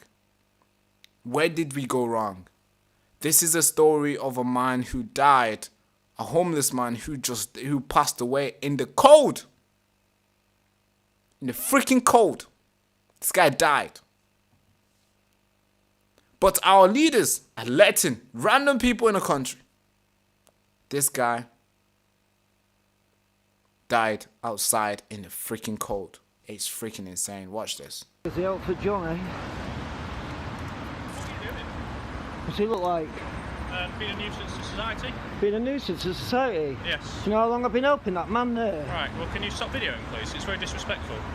I'm videoing it for journalism, mate, and to let the public know what's going on. I'm being disrespectful. You are indeed. Don't shine that light in my eye, mate. Very disrespectful. Don't shine a light in my eye, mate. You need to leave. No, I don't need to leave, mate. You do, you've been very disrespectful. I'm being disrespectful. This is a world we've come to, yeah? Where you only come out when people die, mate, in tens. Where was his support, right, for the last 6 months? Well, can you stop videoing him whilst we try and give him some dignity? Give him some dignity! Give him some dignity! He's been on the streets rotting, mate, for months. No one gave him dignity, then did there? No one cared about him, then did there? What? You now wish to video and post on the internet? Post on the internet? So what? So the mainstream media being here filming this, you've not said nothing to them, but I'm being disrespectful. You are now, yeah. I've been helping this guy for months. Are you taking a piss? You're not helping him by videoing? I'm not. You're taking a piss, mate. I'm not. You've been very disrespectful. Mate, you're taking a piss. No, I can't. You're gonna met me. You're gonna met me. The second now. Shining torches in my face, mate. Trying to threaten me, yeah? I'm not threatening you. There's a man dead there. That should have been helped. So why are you videoing it? Well, to let the public know what the state of this country's in. The public wish to see that today. Public wish to see what today? We're about to, it's Christmas. Christmas, mate. Where was his help? Why are you getting police backup now? Hey, what are you a joke, mate? Look at the state of this country. Do you even know his name? Do you even know his name? Yeah. Where was his help for him? Hey, where was the help for him? The country is country, isn't it? Yeah. This is what's taking place in the country today. This is what's happening. A 65-year-old man, homeless man, was found dead in his tent. My God. This is Great Britain, folks. And this did not happen. I'm not reporting a story here in 1916. No. This has happened today. No houses for them. No freaking houses for these guys. But apparently we got so many houses. We got so many hotels. And we can put any fucker who comes, not even knocking, just push themselves into the country. We have rooms for them. Hey, you can go here. You can go here. We're literally gonna clean the hotels for them. We're gonna get people out of the hotels for these guys. But for a 65-year-old John Flinch, remember his name, John Flinch, 65-year-old man, homeless. What do you expect for a 60-year-old man who's living outside in this weather? Have you seen the weather, bro? You know how cold it is? For God's sake, I'm freaking cold. I got a cold. And I'm always in the house, then the heat is always on. God. I'm freaking cold. I'm catching the cold. I went outside for Christmas and boom, caught cold. Done. And somebody's living outside. A 65-year-old. What do you think is going to happen to them? Of course they're going to die. What do you expect them to do? Stand there in the cold and stay strong and resist the cold weather?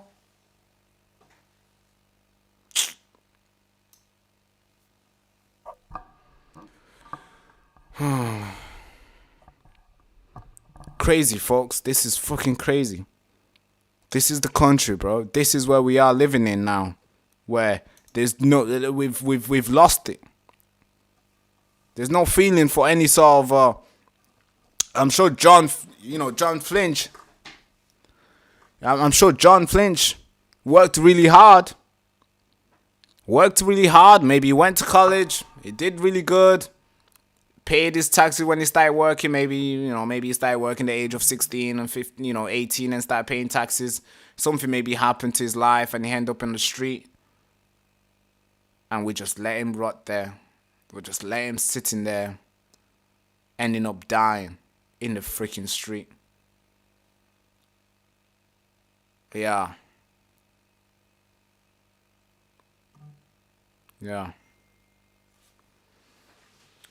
All right, okay. I'm not done yet. So let's watch this video again. And I'm gonna try to give you. I wanted you to watch it first, and let's do a little bit of commentary here.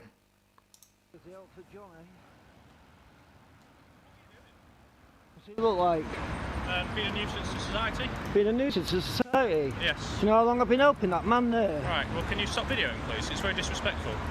I'm videoing it for journalism, mate, to let the public know what's going on. I'm being disrespectful. You are indeed. Don't shine that light in my eye. So, he says, why are you videoing? You're being disrespectful. Man, you are the one being disrespectful. The government that you're working for is being disrespectful. The fact that this man had to die in the street for you to turn up. Who's being disrespectful? So somehow the person who called the police, the person who helped that guy, he's filming to show how incompetent your government and yourself really are. Somehow they're being disrespectful. What the fuck? Let's carry on. Let's watch this again. Mate, very disrespectful. don't shine a light in my eye, mate. You need to leave. You need to leave. There's no way we want that video going out there. There's no way we want this video going out there because it's going to show how incompetent we are. You need to leave and turn off the camera. You're being disrespectful to showing people how silly and stupid we are. And the only way we turn up to this type of situation is when somebody's dead. That's basically what it means. Let's carry on. No, I don't need to leave, mate. You do, you've been very disrespectful. I'm being disrespectful. This is a world we've come to, yeah? Where you only come out when people die, mate, in tens. That's right. They only come out when people die. They only freaking come out when people die. And if they do come out on time, it's like 1 hour later. You literally call the police. Not all of them, but most of the time you call the police. You're like, hey, something is happening. They're like, hey, what's your emergency? You know, where you are. You give them the address. And you wait. You wait. You wait. You wait. Couple minutes, couple hours, then they turn up. Bro, what do you think gonna happen? Whatever I needed help with, it's sorted now. If somebody was attacking me, they probably killed me by now. I'm done. And then the police turns up. It's freaking insane. Let's keep watching this. Where was his support, right, for the last 6 months? Can you stop videoing him whilst we try and give him dignity? 'Cause you're being Give him some dignity. Give him some dignity. He's been on the streets rotting, mate, for months. No one gave him dignity then, did they? Yeah. Nobody gave him dignity at all. He was probably sitting there outside shops. It's in a tent. It's cold. On the floor, it's freaking cold. And he was living there day in, day out, day in, day out. And now he dies. Now you care about his dignity. What the fuck? Now you want to be a human being and turn up and be like, oh, show some respect for him. Really? No one cared about him then, did they? What? You now wish the video and post it on the internet. Post on the internet. So what? So the mainstream media being here filming this, you not said nothing to them, but I'm being disrespectful. You are now, yeah. I've been helping this guy for months. Are you taking a piss? You're not helping him by videoing. I'm like, you're taking a piss. Yeah, I think this guy is, he's a rage baiting, bro. He's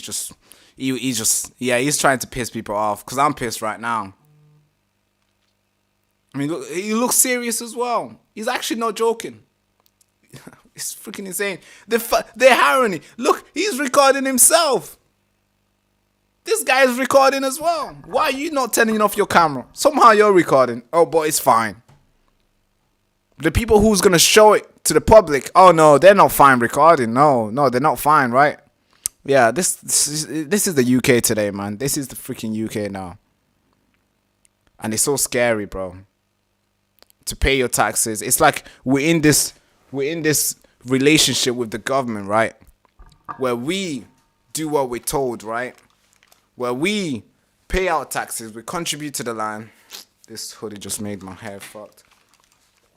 We do everything that we're told. We pay the taxes. We have this relationship, right? And the government's like, oh, here's the contract. Okay, cool. You're gonna give me 20% of your salary. Assuming that you're making less than 40-something K, you're gonna give me 20% of your salary. If you're making more, you're gonna give me 40%. Okay, blah blah blah. And when you do that, I'm gonna provide you with all this. I'm gonna provide you with healthcare. I'm gonna provide you with all these sort of governmental type of job. Nurses and the lights will be on, all this. But somehow, some lights are not working, some streets. Some governments are not even turning up to fix the potholes. And we are just still paying. It's like going to the shop and buying a cup and you walk out with no money and no cup. That's where we are right now. But let's carry on reacting to this. I'm not, you've been very disrespectful. Mate, you're taking a piss. No, I can't. You're going to met me. You're going to met me. Shining torches in my face, mate. Trying to threaten me, yeah? There's a man dead there. That should have been helped. So why are you videoing it? Well, to let the public know what the state of this country's in. The public wish to see that today. Public wish to see what? Oh, the public doesn't wish to see this. Yeah, I'm sure that's what the mainstream media thinks all the time. The public doesn't need to see this. They don't need to see this. They don't need to be, to use Kamala Harris. They don't need to be unburdened by what has been. Oh God, that quote is crazy. Unburdened by what has been. The public doesn't need to go through this. Why are you filming? And this is what the mainstream medias do. This is their attitude too. They don't like to show stuff because the public doesn't need to see it. Today, about it's Christmas. Christmas, mate. Where was his help? Why are you getting police back up now? Hey, what are you a joke, mate? Could have stayed in this country. Do you even know his name? Do you even know his name? Yeah. Where was his help for him? Hey, where was the help for him? The country, isn't it? Yeah, this is where we are, folks. We lose people in the street. The police turns up and tell you to stop recording because they don't want, the public are not interested in this. Yeah, apparently that's what it is. The public are not interested in this. John Flinch, a 65-year-old man, homeless man, has been found dead in his freaking tent. That's what the government gave him. The fucking tent. The tent, that's what they freaking gave him. And if you guys want to... There's more that the community has done for him, and I respect Active Patriot on Twitter. He's doing an amazing job when it comes to helping out his community, looking after his community, which is, you know, I have to salute him for that. But, you know, this is him. They've blurred out his eyes and obviously his face, so you don't, just for, you know, for the respect of him and his family, they've blurred out the eyes. But this is John Flinch, who sadly lost his life in a tent in a freezing cold. He didn't even get to spend Christmas. He didn't even get to see 2026 because the government thought it was a good idea for him to stay outside in this weather. Crazy. Yeah, we're going to finish off with a poem because this 65-year-old homeless man living in a tent on the street corner on the junction into Cleethorpes is very good at writing poetry, and he's very good at poetry. So before we end this sad situation that we're in, because no one seems to want to help him, he's going to tell us a bit of poetry, man. You ready, man? Let me... Take your time anyway, don't worry about it, lad. Hello. Let me out. Leave me. In the shouts. What's it all about? My face tells a story, black and blue. Something it might be even true. I might tell a lie, I might tell a tale. But guess what? Some might be true, some might be not so true. If I find myself on the floor, it's because I'm living in a gutter where I am in store. My face, my mind, my everything is here to untwine. Because let me know if I don't know, something's going wrong. And I never know. I fall into this gutter again and again. My friends, I think, are friends, but no one says hello. I just wave goodbye. And one day I'll be gone. And if not today, tomorrow. But I will be gone. Good night. God bless. I loved you all. And I said again, am I in? Am I out? You never know. But I'll be gone. Today, tomorrow, or yesterday. Nobody will know, but I'm gone. Oh, man.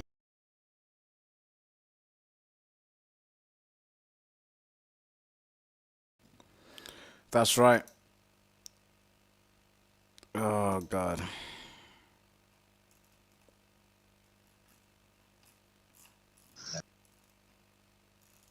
So, there is some flowers on the bench they've done for him. Flowers on the bench, and, you know, there's a video here. The government say that everyone deserves a roof over their head, and it's £3.5 billion in funding to end homelessness. Where was the funding for John, who died here a year ago today in his tent? No help, no funding, no support. Well, there's this £3.5 billion going to charities and services. We've got a 60-year-old man now alone in a field in a tent. We've got people in shop doorways. But this government say they're going to end homelessness. Put your money where your mouth is. Stop giving it to services and put it really to where it needs to be, the people on the street. We don't want another John Finch here. 65-year-old man died homeless because no one cared about him in this town. Every charity that said they cared didn't care enough, because if they did, he wouldn't have died here alone on his own.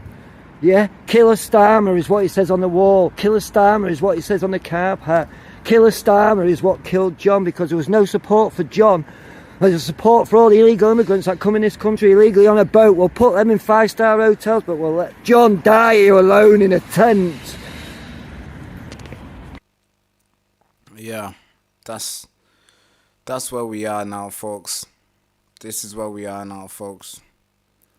This is it. Nothing else. This is what we pay our taxes. We get censored. We get scrutinized. And we don't live in free. We live in fear that every single post and the likes that we, the things that we consume, we might be arrested for it. And it's not like a free country anymore. And then we have to pay these guys. And then some of our countrymen are dying on the street. I mean, that is like a big, that is them essentially telling us to just it's an abused relationship. This is where we are.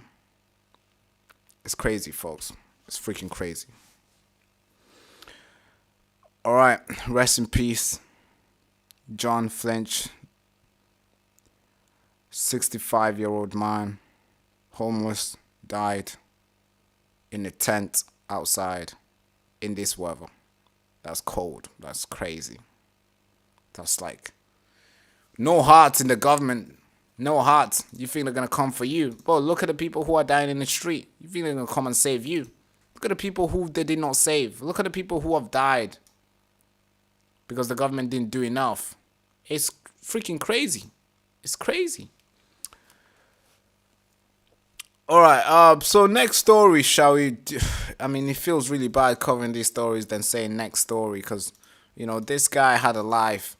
I'm sure if I would have met this guy in the pub, I'll probably enjoy with him. I'll probably have fun with him. Probably sing Sweet Caroline with him. Since he likes poets, he probably would have read some poets to me. Probably would have enjoyed them, And the fact that when we're reporting about their lives, there's more. It's like we just report and we say next story.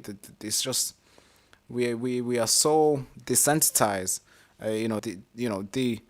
Dehumanized, sorry, and also desensitized to it, where we just it's like we're robots now. We're like AI now, where anybody that dies, and when we report about it, it's just like, yeah, one person died, 2 people died, 3 people died, next story, which is kind of sad, and I hope he's in the right place, and he's definitely not in a cold place for sure, and he's definitely not going through the troubles and the heartbreaking and the betrayal that he had gone through, endured during his life here on earth.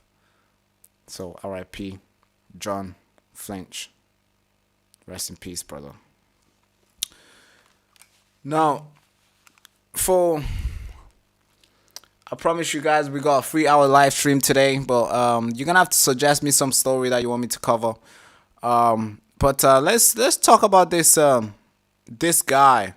Goes by the name of Nick J. Fluente. He has attacked Tommy Robinson. I think it's important for you and I to sit here and report it as well, as obviously that's Nick Fluente and Tommy Robinson. Of course, Nick Fluente is gaining a lot of popularity in the United States and also around the world too when it comes to the right side of politics. Some people think he's too extreme. Some people think he's just he's just a safe. He's just a guy who you want to contain, and I think he's a force for good. Some people say, and other people just think, yeah, this guy is a cool guy. Bring him on. And I think, and him attacking Tommy Robinson, who in the UK we a lot of people see as a hero. A lot of people think he's sometimes he's radical. And some people think he's just too racist and too radical, and he just needs to be eliminated in a sense of being deplatformed and stuff. And of course, we have some individuals who wish worse. And having these two guys on the right, both in the West, and speaking with big megaphones, attacking each other, I think is important for you and I to sit down and talk about it. So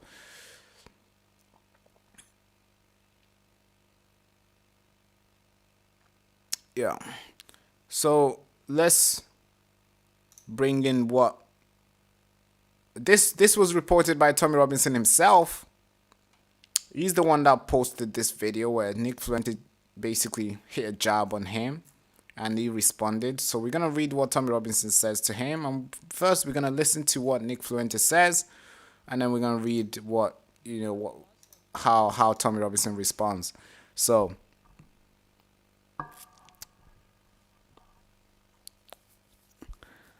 let's switch this to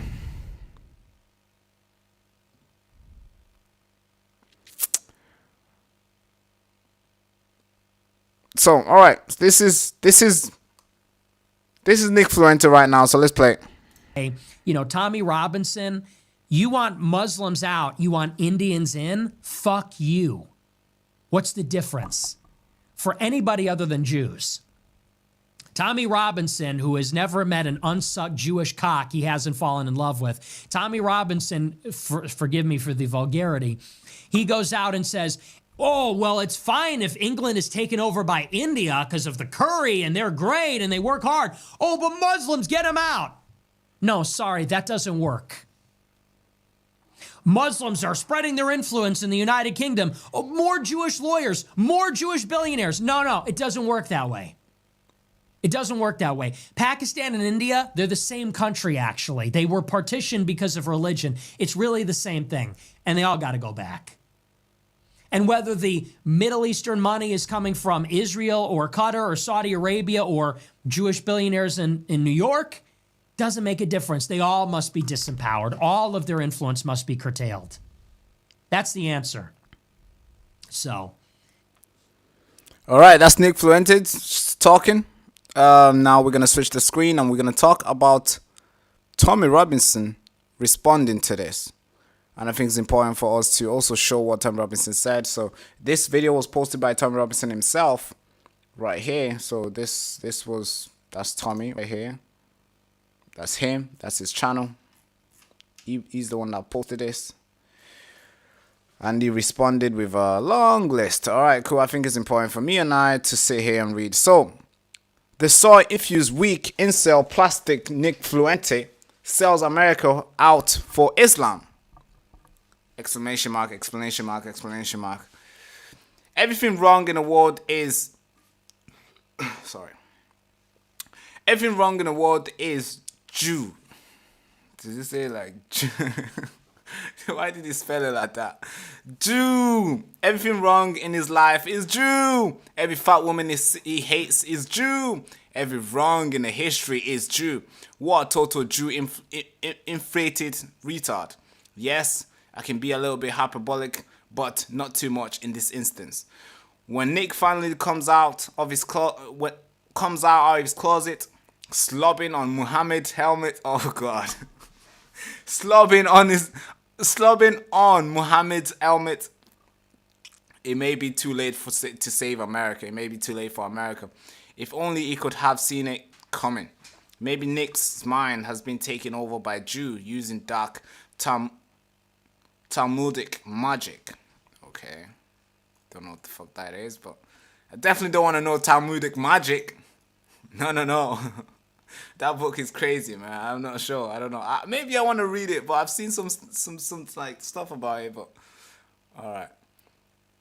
Okay. Let's address some things here on the back of this shit housery, Islamic simping and Jew obsessed, low resolution hedgelord wankery. Oh man, the insults are just, what the fuck, bro? Tommy, chill. These insults are crazy. Number one, Nick being unable to recognize the very real and present danger of Islamic migration and simp for Muhammad because the Jew is a mind virus. Number two, recognizing the fact that Sikhs and Hindus pose zero threat to the UK and the US in any ideological aspect is given. Not so much for the religion of peace types, Nick. Okay. Number three, Pakistan and India are separate countries. Hashtag, bracket, not the same. They were partitioned for a reason, Nick. Can you guess why? All right. Cool. Number 4, Nick, you can go and tell any Indian they are Pakistani or that they are the same and see what happens. Good luck here.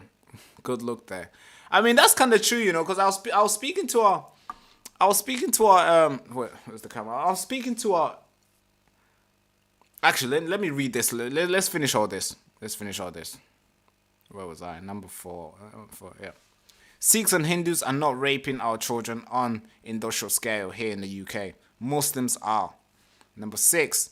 Sikhs and Hindus are not inbreeding everybody else or democratically replacing us. No, they are fucking their cousins, putting a strain on our health service because of I can't say that word. Consensual. Alright, help me here, speech. What the fuck do you say this? Consanguineous.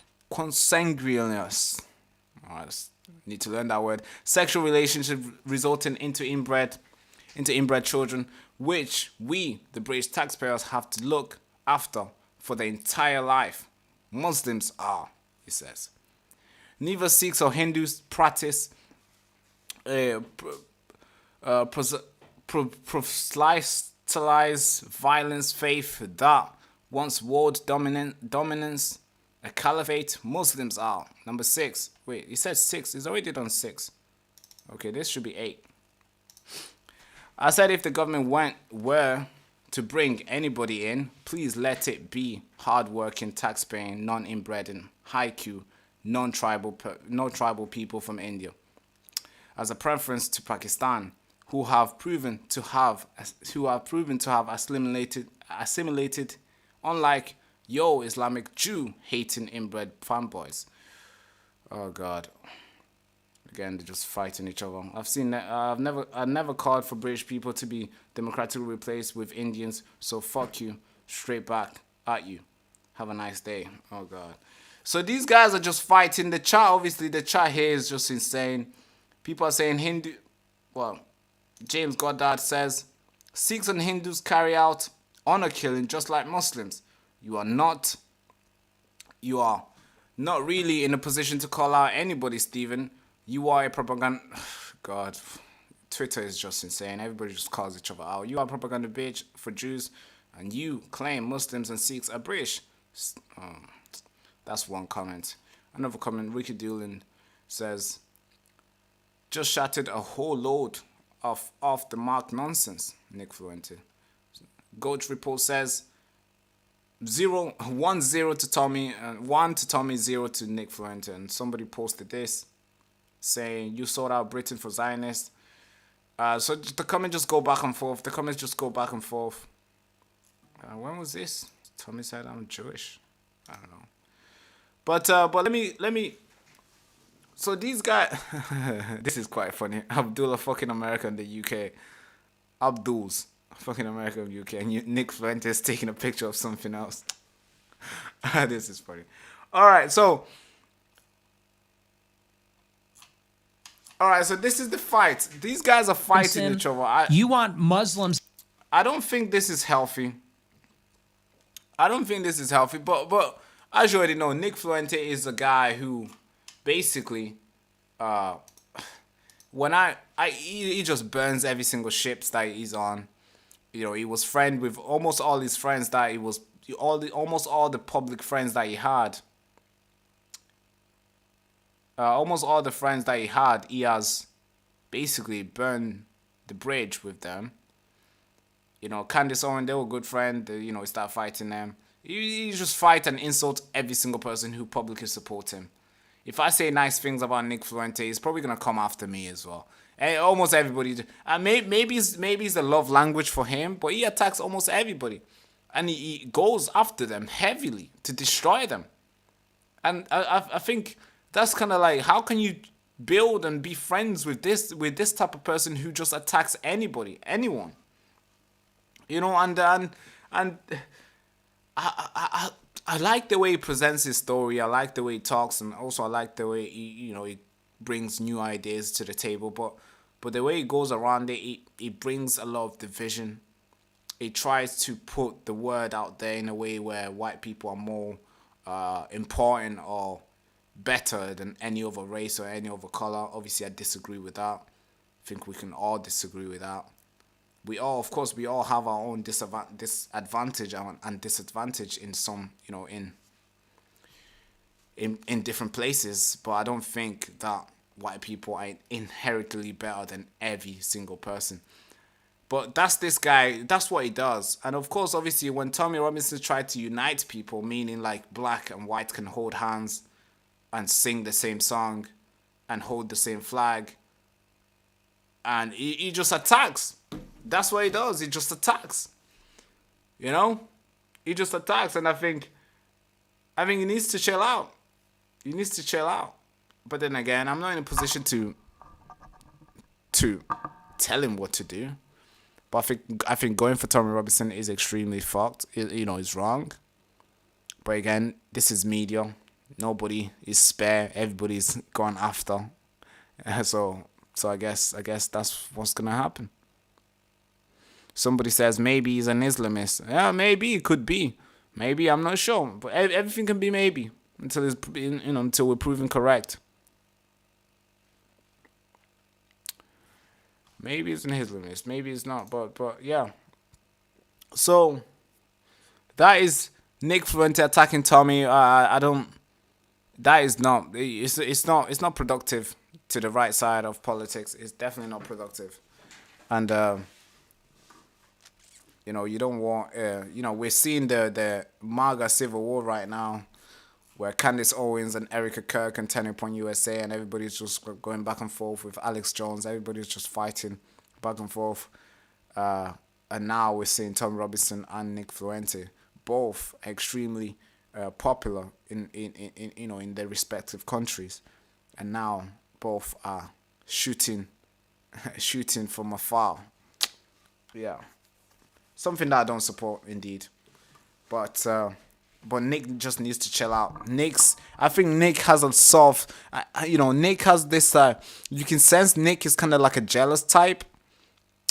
Anybody who does better, he always attacks them. Have you noticed? Candace Owens gets more views or something, he goes after them. Oh, Tucker Carlson says something, he goes after them. Tom Robinson is saying this about, you know, he's saying some good stuff about Islam, he goes after. He just attacks every single person. I could say a nice thing about him, and one time I'll do something, you know, and he's gonna just go after me. But yeah, this is Nick Fuente right there and Tommy Robinson fighting. I don't know. I think Nick Fuente responded to this, but he does a long live stream, so for me to get his response, I would have to watch one of his full live stream that he responded to and figure out when he responded. But yeah, that's the story with these two. But now let's move in. Let's wrap up today. We've done 2 hours and 15 minutes. Shall we wrap up today? Let's wrap up with last story here. Do you guys want to pick a story that we should do last? But you know, a story after the fraud in Minnesota.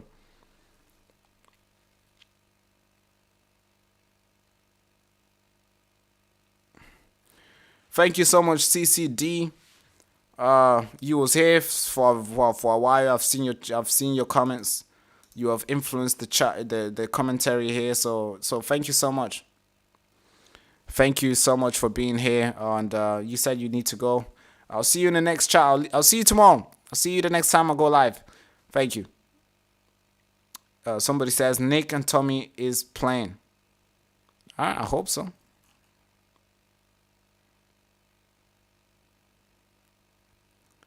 Yeah, very antagonistic, yeah, for sure. Yeah, it's very, you know, he goes out there and, you know, antagonize people, provoke people to you know, to say stuff, provoke people to fight. It reminds me a little bit of me when I was in high school, year 9. I used to, you know, I used to be a good instigator. I used to instigate people to fight. I don't know, maybe, I don't know, well, that was my hobby, a break time. Very successful. I was like Dana White. I'm telling you. Oh, I'm playing. Okay, cool. Let's cover the last story. Not last story. Tell me the last story we're gonna cover, but let's cover this story. Minnesota, what's going on? This is freaking insane, folks. Elon Musk is coming in now. It's no longer it's no longer just a random YouTuber, Nick Shirley, doing an investigative journalism in Minnesota, exposing the fraud. But Elon Musk has also chipped in as well, and he's calling for the arrest of Tim Walz, the governor of Minnesota. He's calling him to be persecuted. It's freaking insane. It's freaking insane, and it's just getting worse for Tim Walz, because the fraud is insane. The fraud is insane. But let's read this article from InfoWars real quick. Elon Musk has called for the persecution of Minnesota Governor Tim Walz over allegation of rampant fraud in the state's Somalian community. Prosecute Tim Walz, Elon Musk tweeted, in a response to a bombshell video by investigative journalist Nick Shirley, in which he visits fake daycare centers in Minnesota that are hoovering up tens of millions of dollars of taxpayers' money. In the video, an accompanying post, Shirley said he and his team were able to identify more than 110 million of fraud in just a single day by visiting organization claimed to be childcare centers and overall health institution eligible for government funding. Man, crazy. And Elon Musk tweeted saying this guy should be persecuted. This is the tweet from Elon Musk. He responded to this video, which we reported this video yesterday. This is the tweet, and he said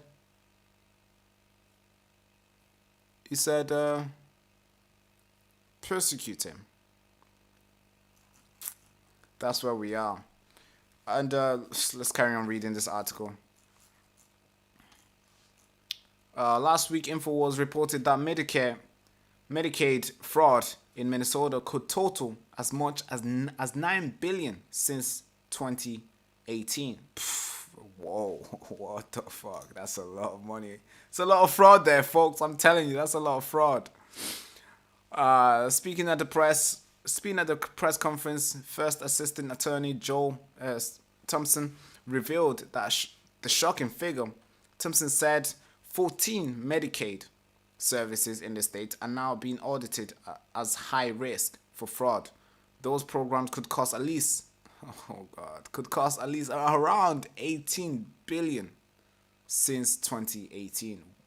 Where is all this money going? Where is all this money going? Like, this guy, bro, this is insane. Some guys probably working so hard. Some guys probably working so hard to pay their taxes. And then just goes to this and just disappears. High risk of fraud. He said a significant amount of that total was fraud, but didn't specify an exact total. He says, I quote, "I don't make these generalizations in a hasty way," he later added. When I say significant amount, I'm talking on the order of half or more, but we'll see. When I look at the claims data on the provider, I see more red flags than I see legitimate providers. Yeah, it's true, because when this video came out... Hello, we'd like to ask where the money's going. Look how violent these guys are. Just to show, like, if you're a daycare facility, childcare facility, I mean, I'm sure there'll be kids inside, and you'll be more welcoming, and you'll be helpful to people who are coming to inspect you, because obviously there's kids inside, or there's, this is for kids, so you'll be like, all right, welcome in, come check us. But no, these guys are just, they're just like covering it up, and it's getting worse for them. What do you guys think about the fraud that's taking place here in Minnesota? I don't think anybody is enabling fraud to happen. Hold Governor Walz accountable for this. What was this money spent on? 1.26 million. What was that money spent to earn any kids? Answer the question. Are there children? There's no children inside this building. Potentially the largest. Yeah, so no children, but somehow they receive billions and billions of dollars going into all this, into this industry or this state itself, and it just disappears. You know, according to Tom, according to the first assistant attorney Joe Thompson, claiming that 18 billion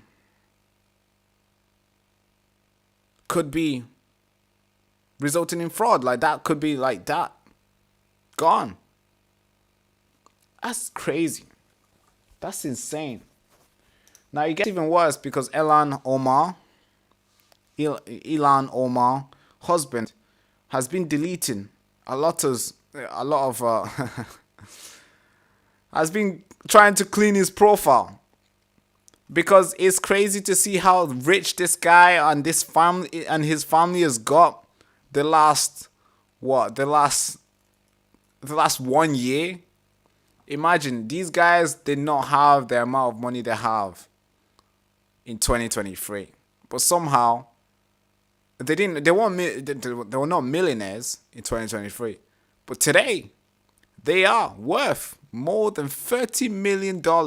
I mean, what kind of inside trading is this? I mean, what kind of big fraud is this? I mean, you gotta be the next Nancy Pelosi or something for you to be like doing the trading and get it right all the time. You gotta be the next flipping, what's it called?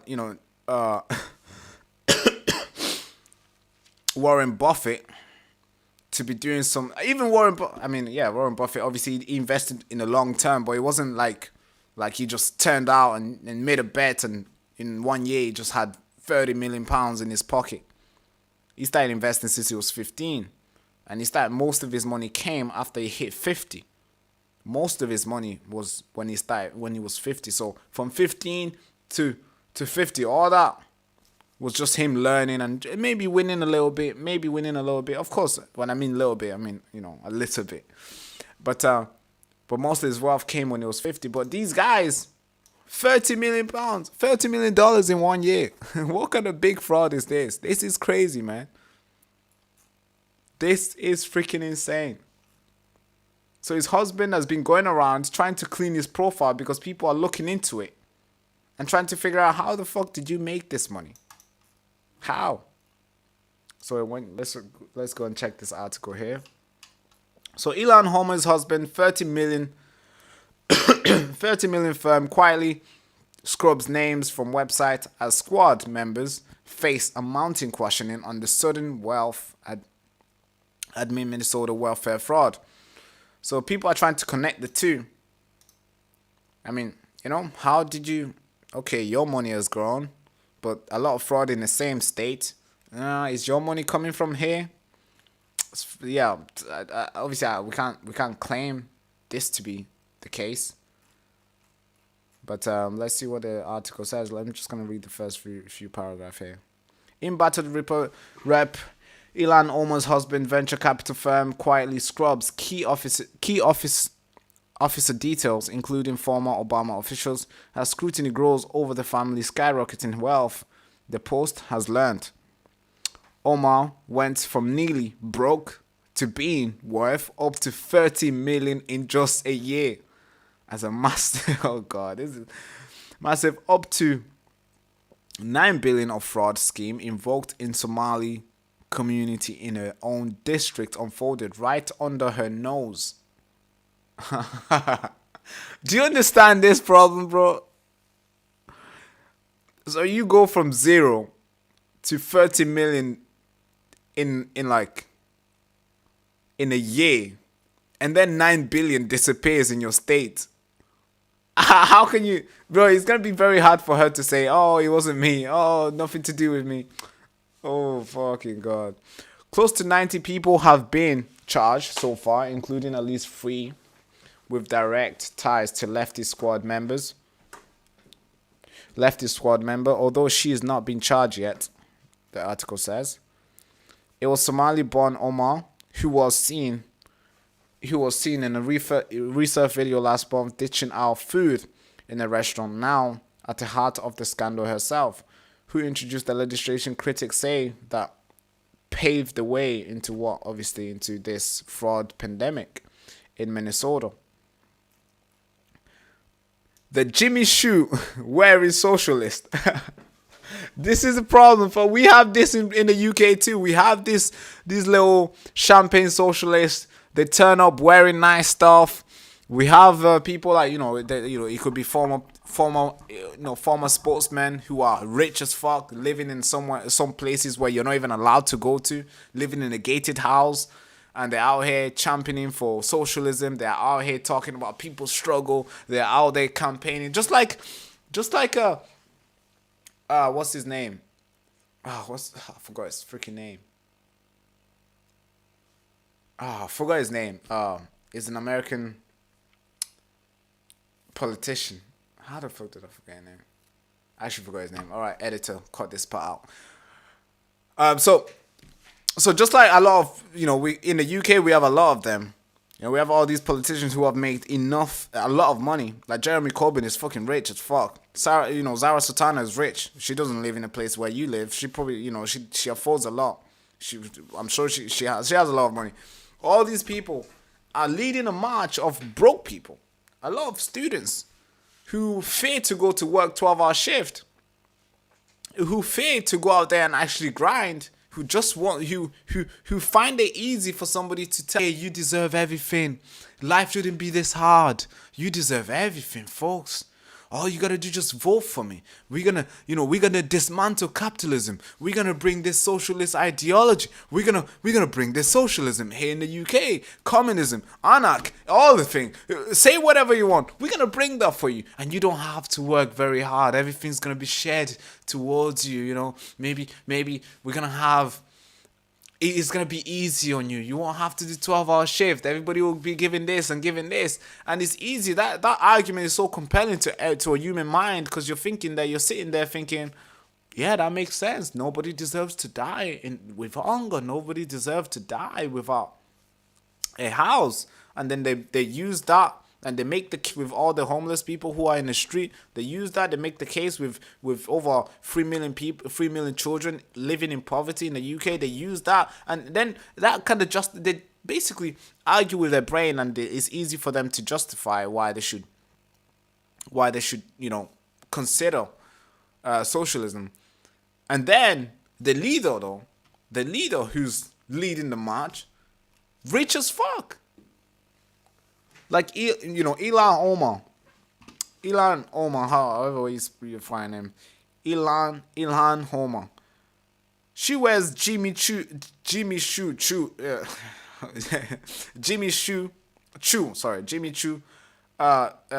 stuff. And rich as fuck. She's a millionaire. She's a multi-millionaire now. But she's out there championing for socialists. And everybody who's watching and everybody who's supporting thinks this is the way to go. But let's carry on with this article.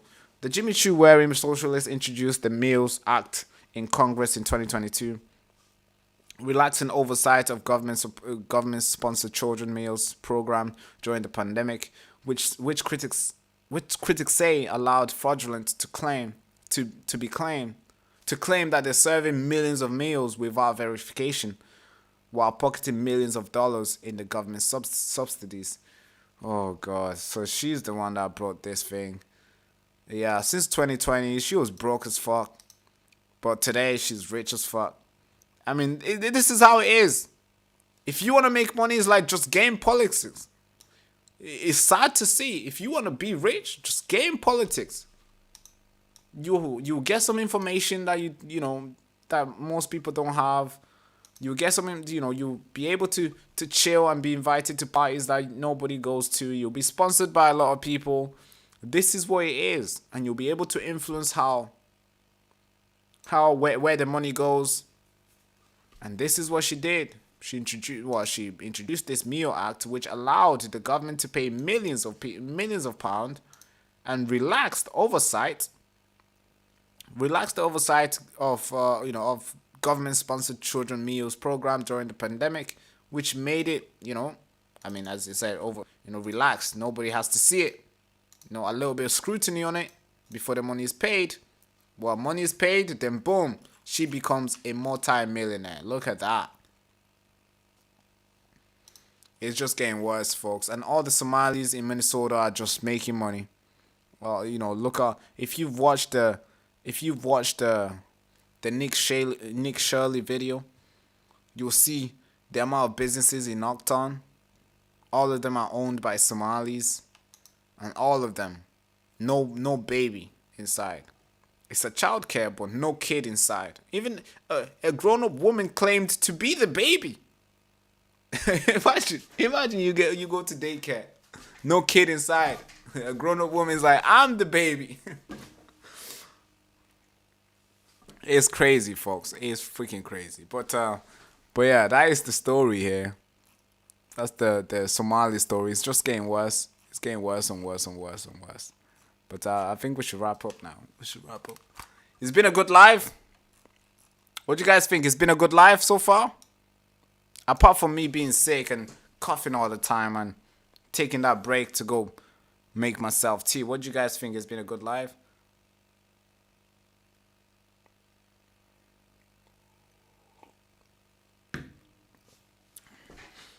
All right.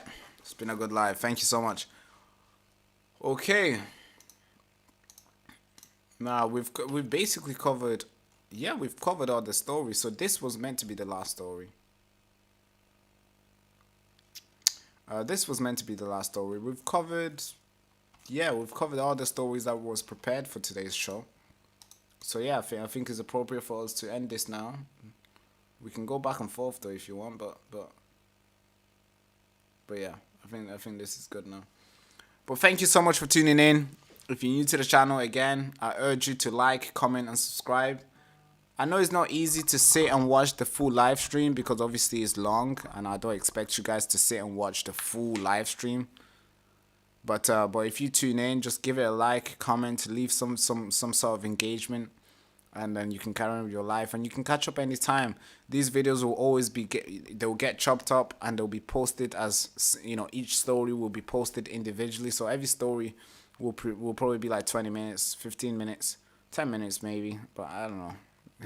Don't know if we can get 10 minutes one, but yeah, 15 minutes, 20 minutes, and then you can catch up individually with those stories. But thank you so much for tuning in. If you're new to the channel, again, I urge you to like, comment, and subscribe. Thank you so much. We're gonna be live. I'm not sure about tomorrow, but we're gonna see what's going on tomorrow. We might be live tomorrow, but we'll see. If we're live tomorrow, then I'm gonna draw out a schedule, so then we'll find the time where you guys will know this is the time. This is the time where I'll be coming live. But right now we're fixing a lot of things up. We're trying to. Yesterday we went live at 1 p.m. UK time. Today we went live at like 5 o'clock. So it's whenever I feel. So let me see my schedule. Let's see what I do when I'm mostly busy, and find the time where I feel like, yeah, this time I can do it consistently, and then we'll draw it out and we'll have it out there. But thank you so much for tuning in. If you're new to the channel, again, thank you. Subscribe, and yeah.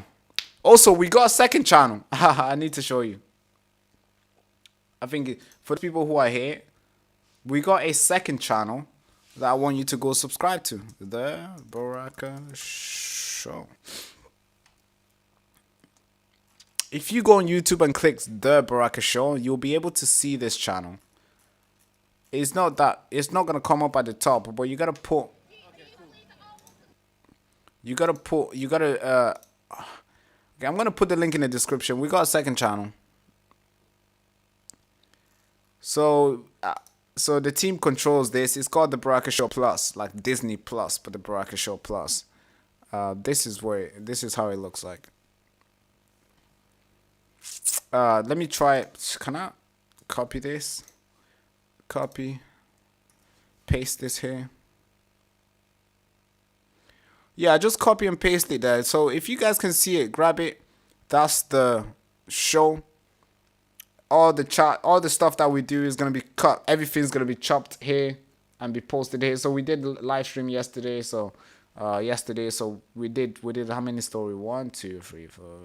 So we did 6 stories yesterday. All of them are here. And I think today we did like 7 stories. All of them will come here instantly. As soon as I'm done, they'll be chopped up and they'll be posted here individually.